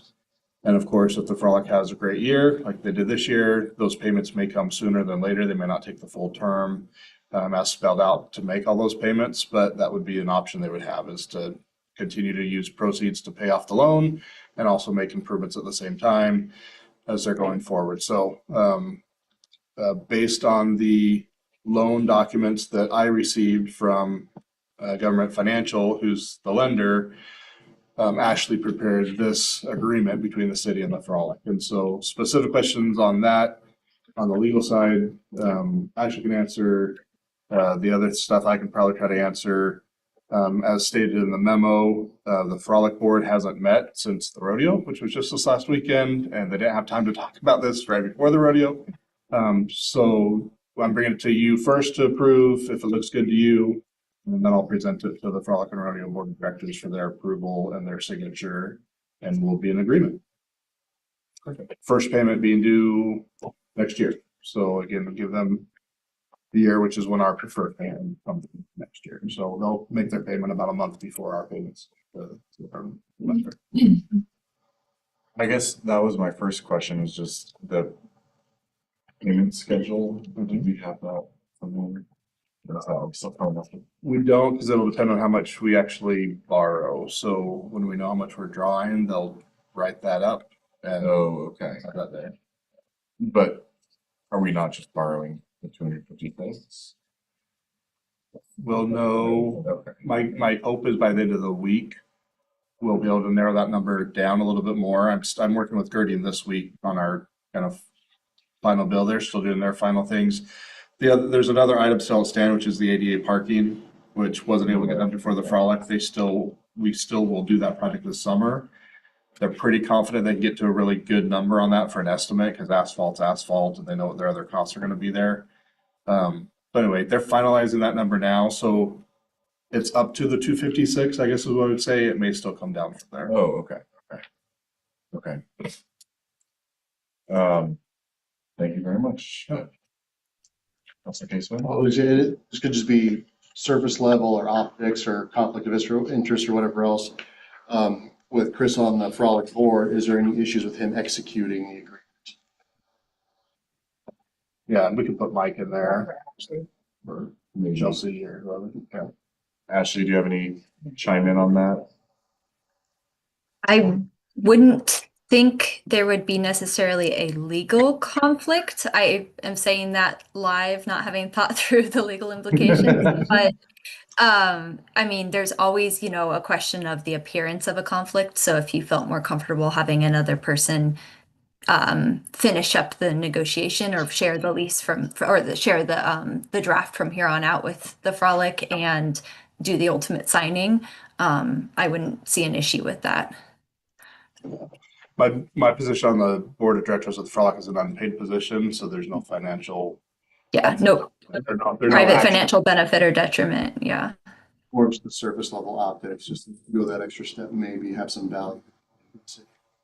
Yeah, and that always comes up with Frolic stuff, half the people are like mutual beneficial, other people are like conflict of interest. It's really just on where you're standing, I guess. They're gonna meet on Thursday of this week, but again, it doesn't have to be this Thursday. Yeah. It could be. Like, I'm just, like, I could go with you or something. Is that what you're thinking of? Or Teresa's there on the. Yeah, Teresa's their representative. She could present It it. seems like Chelsea. Yeah. Yeah, Yeah, that's true. just because she's on staff. I mean, that's my. Well, I think we might be talking about two different things about like presenting this to the Frolic and who would be, yeah.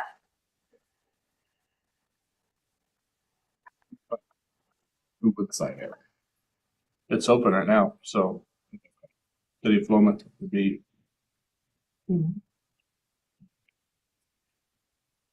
Okay. Well, I feel like maybe just to keep it. Yeah, I'm fine with that. Put someone else in there. I think the motion says city manager, so we can Yeah. change the motion Yeah. to street the assistant city manager. Okay. Be fine. I just add a little comment on this draft, just a slight difference between maybe the standard loan agreements that you all have seen in the past and this one. Typically, a loan agreement for a public entity is for a project on a property. And so for security for repayment of the loan, it's typically some sort of security interest in the land or other personal or real property. In this case, the Frolic does not own the property, they're leasing the property. And so instead, we have simply provided a remedy for their default, i.e. them failing to repay as terminating their lease. And so that isn't, quite as stringent as maybe some of the other lease or loans that we've seen, but we believe that it was sufficient in this context. Just wanted to note that. Thank you. Councilor Andrade?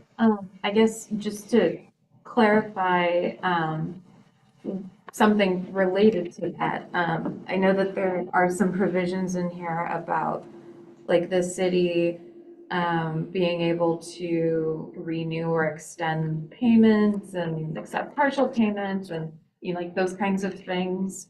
And I was curious, like if we have like guidelines for what that kind of looks like, or is it just kind of like on a, like, I'm not saying that like we shouldn't do that, but just like if it becomes an issue, do we have something in place to be able to like not necessarily give carte blanche, Are you looking at the default remedies or what section are you looking at? There's additional city rights, number 7 on page 35, but I saw some other kinds of things that kind of seem. So I can note that this is just provides more flexibility for the city. So you kind of have the ability to add more flexibility to this loan agreement if you so desire, such as, for example, if for some outside circumstance you wanted to extend the loan term to 11 years and give them an extra term, period of time to repay, or, any other sort of extenuating circumstances, except partial payments temporarily. This kind of just allows that additional flexibility. I'm not sure if the city has a policy on accepting loan payments. I think maybe your finance director would be aware of that. But again, this is just kind of a catch-all flexibility term for the contract itself. Okay, thank you. That'd be the city's option, not the Frolic's option, right? It's the city's option to accept different terms, so it'd be as much flexibility as the city council wanted to provide. So I guess, yeah, that was kind of more, I suppose, more of the question of like who gets to be that deciding. Like, is it something to take to the council? Is it a staff level thing? Is it the exec, whoever is signing? So, Chelsea then. This dollar amount, it's the city council. Everybody's setting up. Cool. I think the intent is just, like Ashley said, to give them that flexibility. Yeah. If they had a terrible year, we For sure. want to say, that's it, you're out. No one's falling. Guess what, city council, you get to run the rodeo now. So, yes. Your question is Definitely bring it to the numbers. being able to see that. Yes, it would come here. Not investing just full day. That was part of the discussion back in February was if we're going to proceed with this, the city council needs to understand, like, we're gonna own this facility. And whether the Frolic repays us or not, we're gonna own the facility. And we want the Frolic to repay, and the Frolic wants to repay over time as they're able to. But at the end of the day, we own the facility. And there's really not a negative other than the fact that, well, if you just refuse to make payment, then you just don't get to use the facility anymore. That's the only thing really we can hold against them. We don't want to get the part where we're suing the Frolic and Rodeo for non-payment or, the collections like that. So the remedy is we're going to just cancel the lease agreement we have with you. And then we have. Which is harsh, but again, it's everybody's best interest for the Frolic to make the payment, continue to use the property and manage the property. So, I don't perceive it being an issue. It's just more of a like, I have to ask this question. Yeah. Due diligence. The question I had, was just for, I know we had talked about if we're going to put all this money into, the city's going to own it, it's public funds. And I know at one point we had talked about having to renegotiate the lease, because the lease does still say landlord agrees that the ticket office, announcer stand, stage and beer garden improvements, grandstands and bleachers, and all other structures, facilities, field fencing, and metal storage units are property and responsibility of tenant, which is not what we want anymore. So are we gonna renegotiate that? I think it'd be good to renegotiate that, but that can happen outside of this. We're actually looking at getting some insurance quotes to see if there'd be a significant difference on cost of insuring the property. Again, if so, that could be tied into a lease amount where the city's paying or, they're paying loose. So there's a few other provisions there that we're not ready for, that we could come back and address the lease with the Frolic. But we've got to get proper notice and all that kind of stuff. And I don't necessarily want to get tied up in this contract in place. We are actively looking at this. Chris had asked me to start looking at the insurance and looking at that with our agents and public works. So. Okay. Mhm. Cool. Both the new bleachers and the existing facilities, which are less substantial, but Councilor Andrade? And then there was a line in here that says that, the city attorney's recommend, staff proposes that the city first execute its own financing agreement before executing the secondary agreement with the Frolic board. But it sounds like we're doing the opposite. Is like, is there any sort of practical outcomes that will be, that are like negative for that? I guess like why recommend the one and do the other besides convenience for the Frolic board? Just to make sure I'm understanding, are you asking why are we recommending this order of execution and why not the other, a different order? Yes. Okay.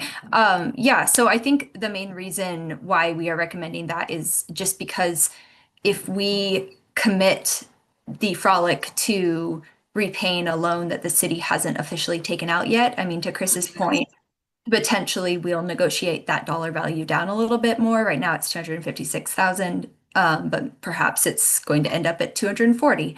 And administratively or practically, if we sign a loan agreement with or a financing agreement with the Frolic for 256 and then we sign a loan agreement for 240, it's just going to be a little bit difficult to administer. And then practically, I mean, it feels simpler and fairer, I guess, to the Frolic as well to have that binding obligation or even have them executed almost simultaneously, right? Maybe like the same day, so that the liabilities line up. So I guess I don't really know that much about this topic, but I guess is there any sort of negative outcome for the, so are we doing it differently from the way that you're suggesting it? No. No. No, we'll take this Okay. to them as a draft. The dollar amount may Okay. change, but Chris is working on that Sorry, it's loan. like a little abstract. Yeah, Counselor Fayette, I'd say the suggested motion could be to say assistant city manager to the city manager, a draft loan agreement, and then he may say up to $256,000. I like that. And then that gives us, the council's approving up to 256. When we know the actual dollar amount, that's what we'll plug into the agreement. That's what the Frolic will sign. And we may still very much still go ahead and pull the loan and get that done and then still go to the Frolic. We're just Gotcha. good on the timing of that. And, Okay, thanks. and honestly, I don't know if the Frolic's gonna look at this and say, yep, we're good, sign it first night. They might wanna look at it for a few days and come back next week. Or I don't wanna speak for the Frolic board and their approval, but I also don't want, there's a process in place for getting the loan, for the city to get the loan that we need to hit with timetables and signatures and all that.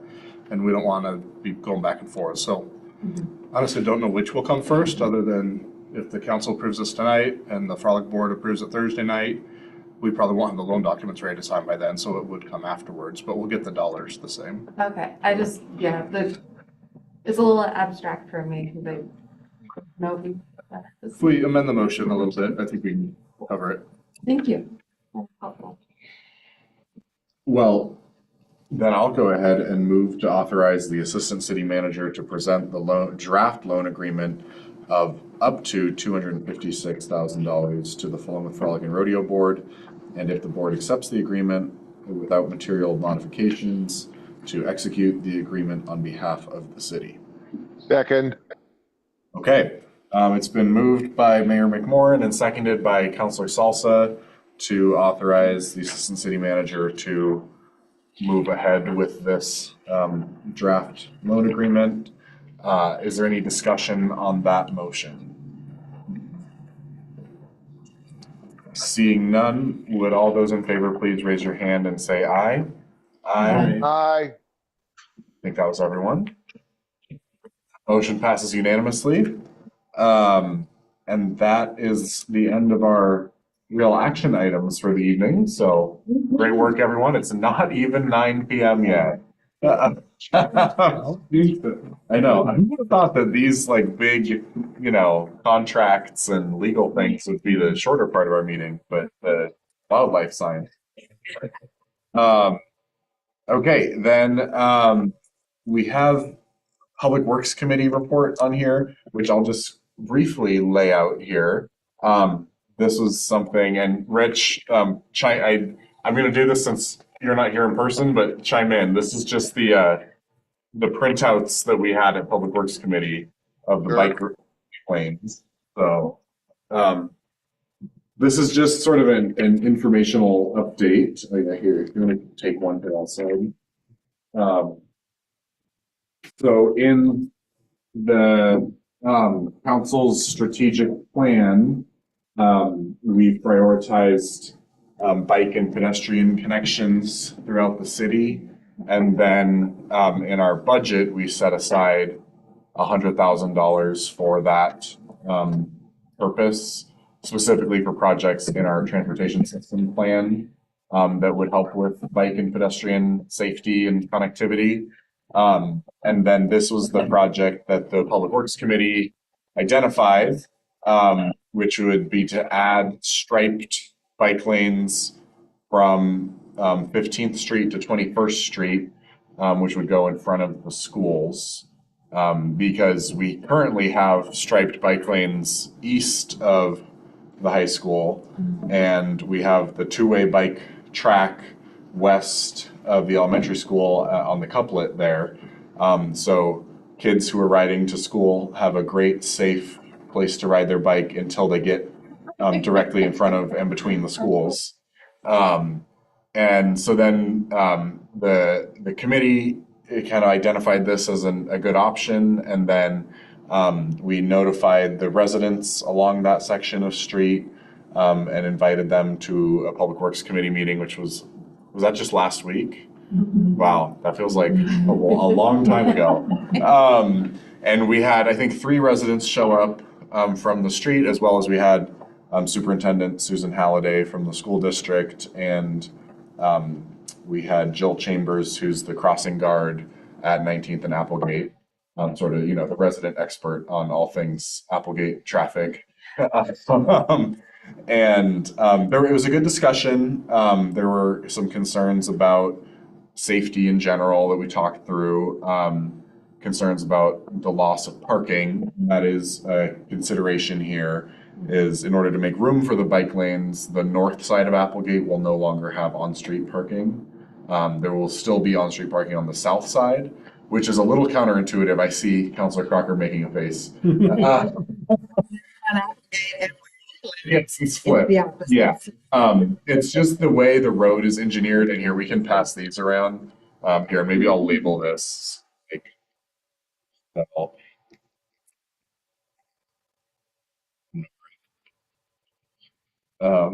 There you go. It's just the way the road is engineered. There's some curb bulb outs on the south side, and some other things that make it so that you couldn't have a bike lane going, ooh. Right. So it just, for various reasons, this was what was in the Safe Routes to School plan, and the transportation system plan was doing it this way. And as Councilor Caseman put it, we don't want to reinvent the wheel when we've already had recommend all of this. So this is just mostly informational. Public Works, the exciting thing is they've already gotten it scheduled for, I think, like next week. Oh, is that right before school starts? Yeah. So because well, and it just worked out really well because they already have Benton County bringing their big road striping truck and crew in to just do some maintenance and repaint existing lines. And so to quote Operations Supervisor Gary Black, we couldn't beat their smoking deal.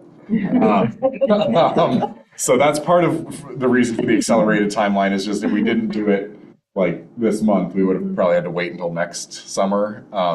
But the great news with that is the council budgeted $100,000 for these TSP projects, and Gary's current estimate is probably around 30,000. So we still have 70,000 left for more projects through the end of the fiscal year. Yeah. So I hate to see the government delivering projects under budget and ahead of schedule. It's just the worst. This is just to update you all, and that's kind of where the Public Works Committee landed. I think we probably could have brought it back for more of a discussion, but we wanted to make sure we did it. So there's that. Rich or Brent, anything to add on that? Not for me. Thank you. Thank you. Not for me. Okay. And a huge thanks to Kevin and Gary for putting all this together so quickly. I think they're kind of looking forward. too. But it's been a cool project. So, yeah. And with that, I'll turn it over to our city management team for the management report. Yeah, management reports are straightforward. A couple bullet points there and some ribbon cuttings that we were talking about. One, not necessarily ours, but we get the benefit of the Benton County Crisis Center. Yeah. Ribbon cutting, that was exciting to go to. The governor came down, of course, our commissioners were there. A lot of big hitters were there, and the more and more they talk about that facility, the more I was impressed by it. It's definitely been built with some flexibility in mind. I mean, that place could go from very, very open to very, very locked down very quickly. Very impressed with the facility. It's gonna, from Philomath's standpoint, it's gonna be a great resource for our officers when they're having issues or get called out for somebody that's in a crisis state, rather than go to the hospital or take them to the jail, neither of which are usually the best place for somebody having a crisis or a mental issue to go. They've now got a better spot that they can take them to get help, get resources, calm down, etc. So self-admitting is allowed. At any point you feel like you need a mental break, stop in. They will welcome you. They will do some quick triage, get you to a soft couch, get you to a chair, get you some music, get you in touch with resources, whatever you may need. So self-admitting or folks that PD or other professionals are bringing in. So it's going to be overall well-rounded. I'm not speaking justice to it, but really, really cool facility up and going. I will say, as has been reported, it's not fully staffed yet. They're still working on getting employees to be able to get in there to film, to get all of the hours. So I don't believe it's like 24/7 full coverage yet. It's a little bit more limited, but I don't know what extent they are now. Ask somebody at the county. I'm not 100% sure, but I know that our officers have been given the green light to take folks there if that's the resource that they need. So that was cool. Hope Advisory Board, put a little bit in there. Some Ballot changes. Councilor Andrade has been instrumental in attending those meetings and kind of helping guide some of that discussion. So appreciate her efforts.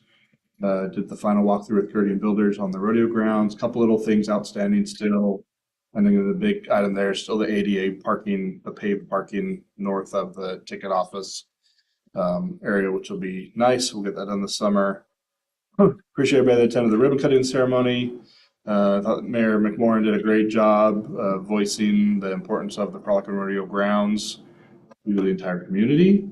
It's a great recreational facility. It's an economic development driver. It's got potential for some great tourism opportunities. So anyway, I just appreciated those comments, and it really is becoming a jewel of the Philomath community. It's great down there. So on that note, anybody who attended the Frolic and Rodeo this weekend, hope you had a great time. It was a ton of fun, good workload. If you haven't seen the reports, we sold out Friday and Saturday, even with the added capacity, which was kind of the narrative of the Frolic and Rodeo all along, is we've got all this pent up demand. We were turning people away.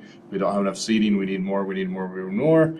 You're going to keep hearing that. So there was some talk on phase 2, getting onto that east side, rebuilding those, adding some additional capacity, and then phase 3 at some point in the distant future. But I can, with a little bit of inside baseball, right now the Frolic is looking like a 2-year time frame for capital campaigning and getting some fundraising, get some foundations, maybe some more government asks and whatnot. But they've given themselves like a 2-year window to make that happen, rather than trying to shove something in the next 6 months or something. So we'll enjoy the current new stands, new restrooms, new everything for the next couple of years, and then hopefully be ready to get the shovels in the ground, demo everything on that east side, leave the stadium, leave the stands or the covering, but demo the stands and replace those, add some capacity. So kudos to Frolic and Rodeo board for everything there. Great weekend. Parade was fun. All the events were great. I mean, just good all around. Nobody got seriously injured during the rodeo.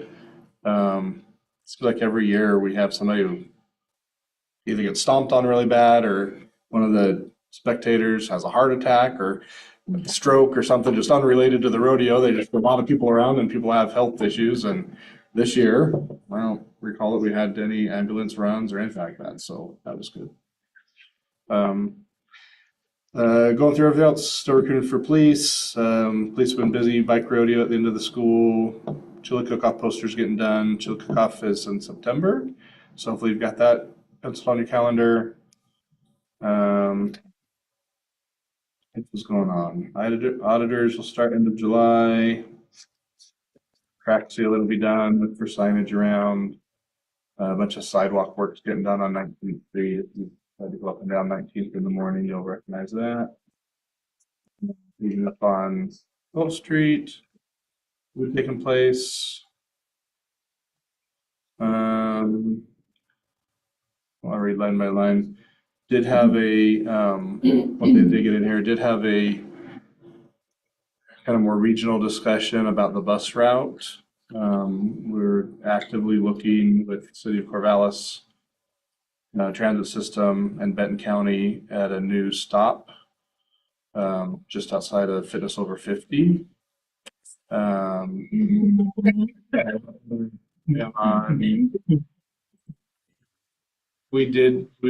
think one of the successes of the meeting, there's a couple residents that have really been pushing this, and I'm a strong supporter. One of the pushes, we weren't sure what Benton County and or the city was going to require as far as like a bus pull out on that street, because there's not much of a shoulder there. And what we heard of the meeting, which was great, was they don't really require anything. In fact, they discourage more and more pullouts. They want people to slow down. They want people to stop for the bus, et cetera, et cetera. So it sounds like the great amount of infrastructure we thought might be needed to add that with a pullout and signage and lighting and all this stuff, maybe pretty minimalized. We can get it done pretty safely for not a lot of money. So anyway, right now it's kind of in the hands of CTS and Benton County. It's a Benton County road, Benton County jurisdiction on what they think they can do there. But hopefully in the near future, we'll have some decisions on what we can do to add. They're looking at both the Philomath connection, and they're also looking at Route 3 from Corvallis, which would travel the other direction up 53rd and then over and then up onto the highway. So it affects more than just the Philomath bus. So anyway, we're looking at it. We're always looking to be adaptable to where the needs are, and we definitely have seen a large increase in need to get transit out to that Fitness or 50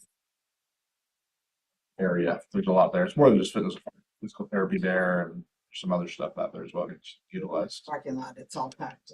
Parking lot is packed all the time. That's all I've got. Chelsea, do you have anything to add? No, but I did want to note the pedestrian lighting. Thank you, Mayor McMorrin, for the post about that. It looks great. And then Triangle Park, they're not quite finished, but drive by, look at the swing install that Public Works has done. And I'm really proud of Public Works. They haven't always historically been the ones who installed the play equipment, but the night came along and said, you can do it. And it's just great. It's really neat to go up there and just watch the progress of the upgrades that are happening up there. Yeah. I appreciate something. I'll rat on my wife. My wife doesn't say wow very often, but we were dropping chairs. We borrowed chairs for the ribbon cutting in the rodeo grounds, the metal chairs, and I sprayed them all down. And so we were taking them back late at night at the city park to put them back in cooler shelter. As soon as we pulled them back, and she walked over, she's like, "Wow!" I'm like, "What?" And she's like, "Those lights are awesome." And I'm like, "What lights?" Like, "Oh yeah, those are great. Whose idea was that?" It's like, I'm not gonna take any credit for that. Public Works installed them, did the whole bit, whatever. But anyway, we got a wow out of Ms. Workman, so that was a big thing. And I gotta say, because I made a little post about that, and that post is by far the most popular thing I've ever put. People ate that up. So it's a good feel good story. Again, doing something under budget. But yes, Councilor Salsa. Thanks. I just want to take a moment while we're sort of on administration business here to publicly acknowledge our police department as someone who pretty extensively is around town a lot, walking and et cetera. I have noticed a marked increase in the police presence in the town. I've seen a lot more activity in terms of traffic enforcement. The statistics, I think, are making a big deal about their, being like, this is what the police are really up to. I've noticed that the social media comments have literally shifted. It's like a seismic shift. Lots more compliments to the city police department. So, again, just acknowledging Chief Gursky and his staff for a phenomenal shift in their presence in town. Councilor Crocker? I just have some thank yous as well. The Inclusivity Committee has a senior connection group, and Crystal was essential to get our webinar going because the library has no technology to do anything. So that would be something for us to think about anyway. Chief Gursky was our guest speaker, answered questions, and he was incredible. He brought handouts and refrigerator magnets from Department of Justice that has the phone numbers to call if you're getting scammed or if you want to check out a fraud. And it was incredible. He was well prepared and it was impressive. And I have heard from some community members that they would like to see a trolley just do Philomath area, because if they want to come this way, they have to go all the way through Corvallis to get back to the other way. And so I don't know if down the road we could do something, or a van or something, but I've heard that, and that makes sense to me, just because otherwise you're on the bus for an hour just to get 5 blocks. That for a disabled person, that's difficult. Yeah. I love a trolley. Councilor Irwin? I have just quick thank yous, but mostly I wanted to reiterate that I live near Triangle Park, and so I've been watching the stages of development and watching our guys out there, scratching chins but I just wanted to say, like, in the streetlight example, I commented on that post, but it really is, both those things are a real measure of one of the things that I'm really proud of about our city is that we, the stuff that we can take care of, we do, and we do it well and right in the way that it should be done. And so I'm just really grateful that Public Works is stepping up to that. And then I would reiterate that there's definitely a clear shift in the police related discussions. I've noticed that as well. And I'm grateful for that. And then some guy raced by me earlier, and so there's still plenty of time for that too. That's why we're getting those radar signs. There's plenty of room for that. They speed up to try and go around the right lane before the Y. And, so that's a fun thing. But yeah, and I think that means that I think it also makes it clear to just kind of say out loud that they were working really hard and doing a good job before. And then when they got the staffing levels that they needed and asked for, they were able to really open that up. It wasn't some magically they decided now is the time to do the work. They had the tools they needed to get it done. So I think that's important. Absolutely. I guess I'll just share a few thoughts that I was incredibly excited that even with the rodeo having like another 900 seats or something, they completely sold out on Friday and Saturday, which was great to see. Just that there's still so much interest, and that there's now so much money to pay the loan back. But I just wanted to flag too, and this might be a police committee thing. A resident also reached out to me who lives on South 13th Street, where I think with all the additional capacity, they were worried about the number of people walking on South 13th Street with cars going by, especially late at night, and people are drunk and everything. And there didn't seem to be any enforcement or anything out there. So that might be a police committee thing of just how can we try to make safer routes there, especially if we're gonna have more people walking and driving to and from the rodeo grounds. And then not to just say what everyone else has been saying, but I wanted to really highlight the increased social media posts from the police department. I was really happy to see that they've been putting that out there. I mean, they have like 4,000 followers or something on Facebook, which is like 4 times as much as the city does. So I always felt like that was kind of a wasted resource where they posted like 2 posts a year about the chili cook-off to their thousands of followers. So, which I love the chili cook-off. I'm not saying those are bad posts, but I think it both the good work they're doing has helped change the narrative, but also them helping change the narrative has helped change the narrative. So I really appreciate that from them, as well as all the work they've been doing. And then I just had 2 questions for Chris. The first was just if you might be able to give us a little update on how some of the Mill Pond progress is going. And then I know a few of us have gotten communications from the public around some delays in the planning department, if there's anything you wanted to share on that. Yeah, thanks. So I talked to Levi Miller this morning. We had a set meeting at 11, came in and got an update. So appreciate him coming in and getting that for us. The storm drain plans for the 2 30-inch pipes that we initially thought had been reviewed and got kicked back. Those got submitted, they got reviewed again, sent back again with more revisions.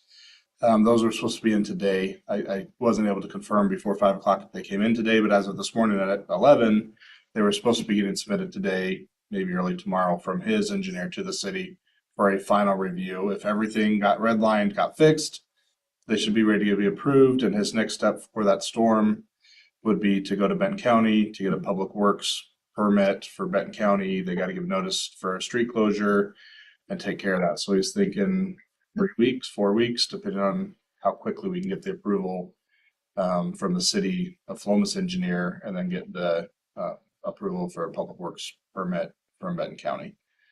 The pipe has already been ordered. It's sitting on site. All that 30-inch pipe is sitting there. So he's ready to go as soon as he gets this approval. It's really just waiting for the approvals on that project.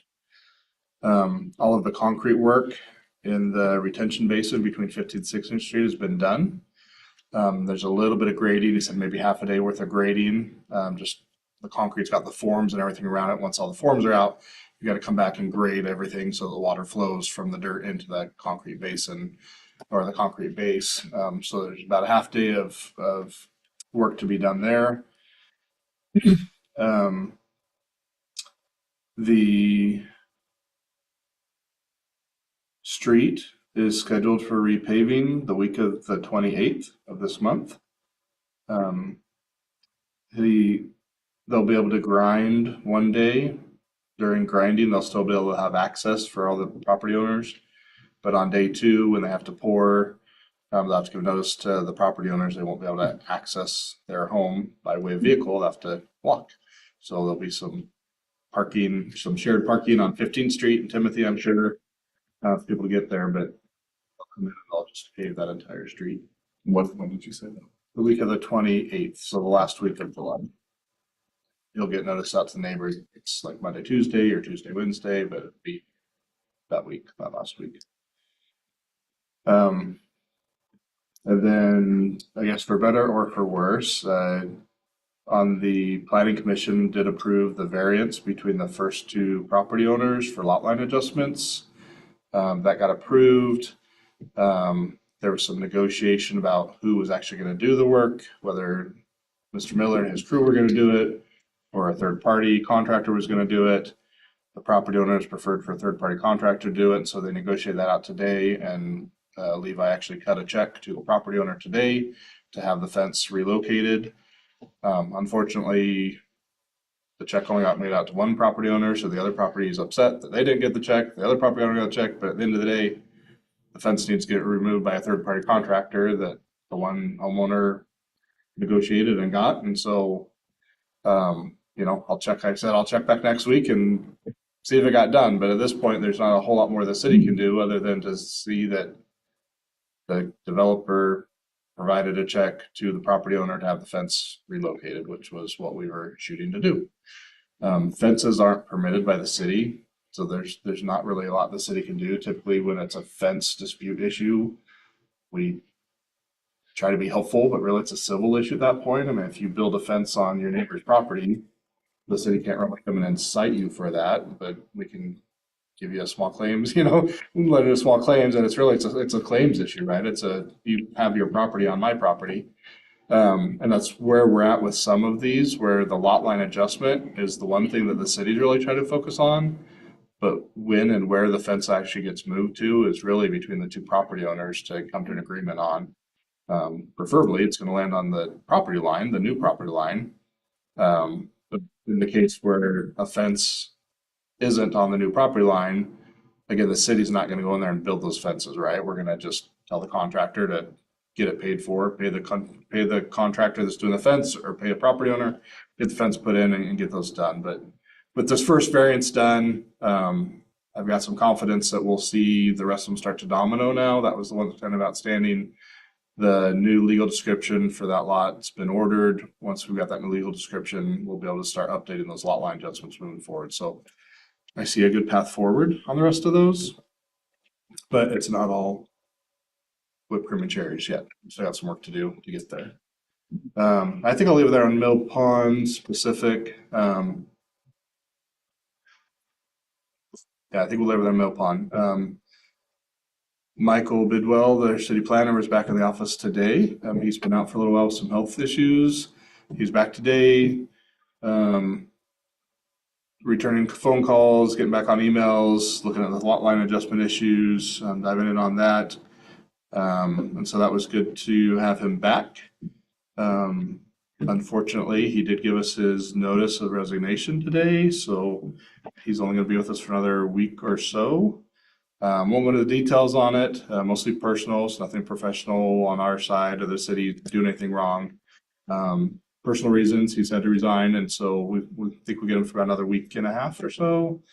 Don't have a formal date from him yet, but we'll be evaluating planning services. We know it's been a hardship on a lot of folks not having the planner here. I've been covering, I give a lot of credit to our staff, Leilani and Crystal have been doing a lot of that. Chelsea has stepped in as well. I've had to step in quite a bit, writing actual staff reports and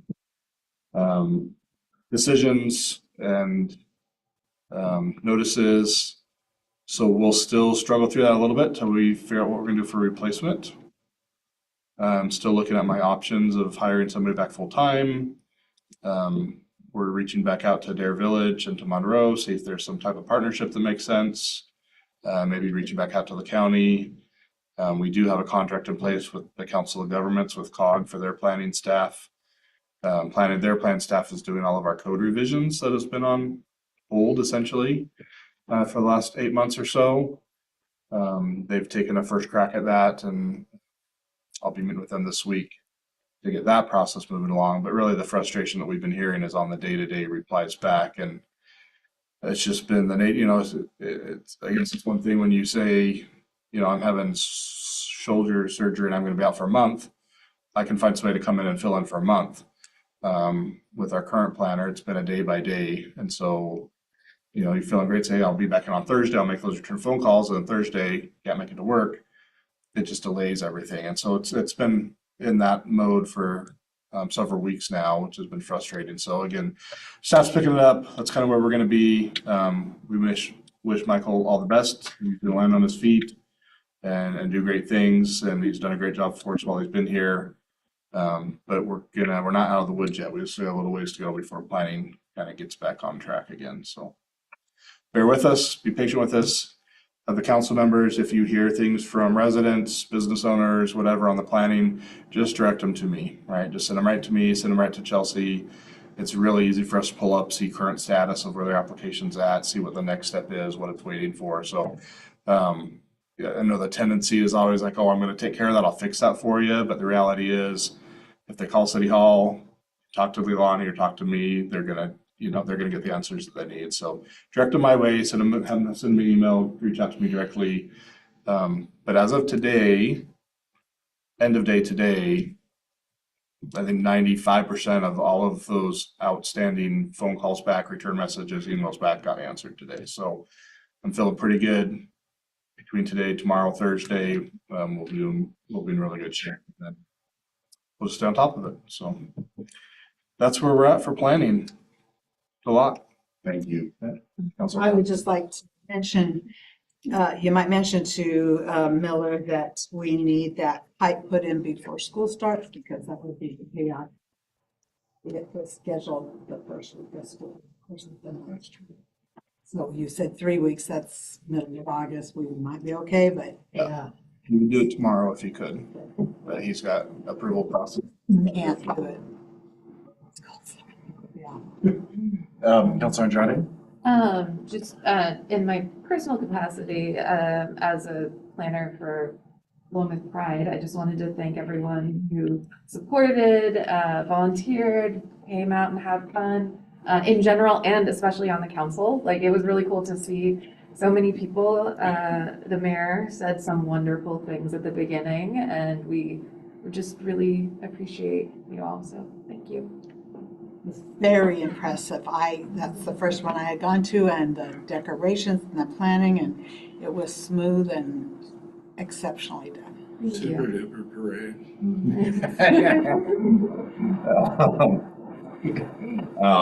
Yeah, well, I'll echo that. Just I mean, a little post. I just am pinching myself recently with like Pride and the block party and the frolic. Like I feel like I live in Disneyland. It's a great time and it's amazing because it's all put on by volunteers and business owners and community members and yeah, I don't know. It just makes me very proud to live here. So with that, there's a few last little pieces here. We talked about this a while back, and we just wanted to circle back and see if there were any more firm feelings. Registration for the LOC annual conference opened today at 8 a.m. So hopefully it's not sold out. Oh, Tomorrow, 8 a.m. the 15th. oh, this is Monday, July 15th. So that's why I got confused. Tomorrow at 8 a.m. So we just wanted to double check with folks because last time it seemed like everyone was like maybe available, except for Jessica. So we just wanted to see like if you're still not sure, that's okay. But like if you know for sure, that's great. Crystal will get you booked tomorrow. If you know for sure you can't go, we won't keep asking you. But we just wanted to do another temperature check. As a reminder, the conference is October 2nd through 4th in Portland at the Marriott Downtown Waterfront. And they're really hyping this up. It's the 100th year anniversary of the League of Oregon Cities. So I think they're really trying to get a good turnout and they're planning some special programs and everything to celebrate 100 years of local government collaboration. But with that, does anyone know for sure whether or not they're able to be there? I will just say it's easier to cancel a reservation than to make a That is true. reservation. So if you're thinking I probably would like to go and will probably be able to go, then give us a thumbs up and we'll get it reserved and then we can always cancel it at the end of the week if you decide something's different. Last one, I would like to maybe go, but I'm afraid to give it. I feel like a solid maybe. You could, I would have. Okay, I see a thumbs up. So we got Rich and probably. I'm planning for it. Okay, perfect. Okay. And I'm a definite no. Okay. So no's are Councilor Andrade. No, it's definitely yes. Oh, sorry. Okay. Yeah. Okay. Sorry. Okay. Misunderstood. Okay. So maybe we'll do it. Does anyone besides Councilor Nielsen know for sure they won't be able to go? Right, Okay. we're gonna register everybody else. Okay. Including you, right? Yeah, I'll be there, and I think I'll talk to you. I may not need a hotel. Yeah. Okay, so we'll task our city recorder getting everybody in there for signature. Make sure we get the room at the conference hotel. Yeah, they cover, sure. Everyone but Councilor Nielsen. Everybody comes to Nielsen and we'll, Councilor Brett's got a. Oh, that's right. Yeah, so the pressure's on then for this one because Councilor Caseman is going for free because he's so good at musical bingo that he won a free pass. So, one of us has to win it this time. And then the last thing too, County Commissioner Gabe Shepard is doing a town hall next Thursday at 3:30 at the museum. I have little flyers if anyone wants them, but I'll probably go pick up. I'll be sort of moving with him, and if any of you want to, be up there with us, feel free. But we'd love to see you there. Tell your friends, tell your neighbors. At the Philomath Museum, 3:30 p.m. next Thursday. So, yeah. Any other thoughts for the good of the order while we're here? Okay. Then we will adjourn this meeting. It's 9:25 p.m. and we'll see you all on the 28th.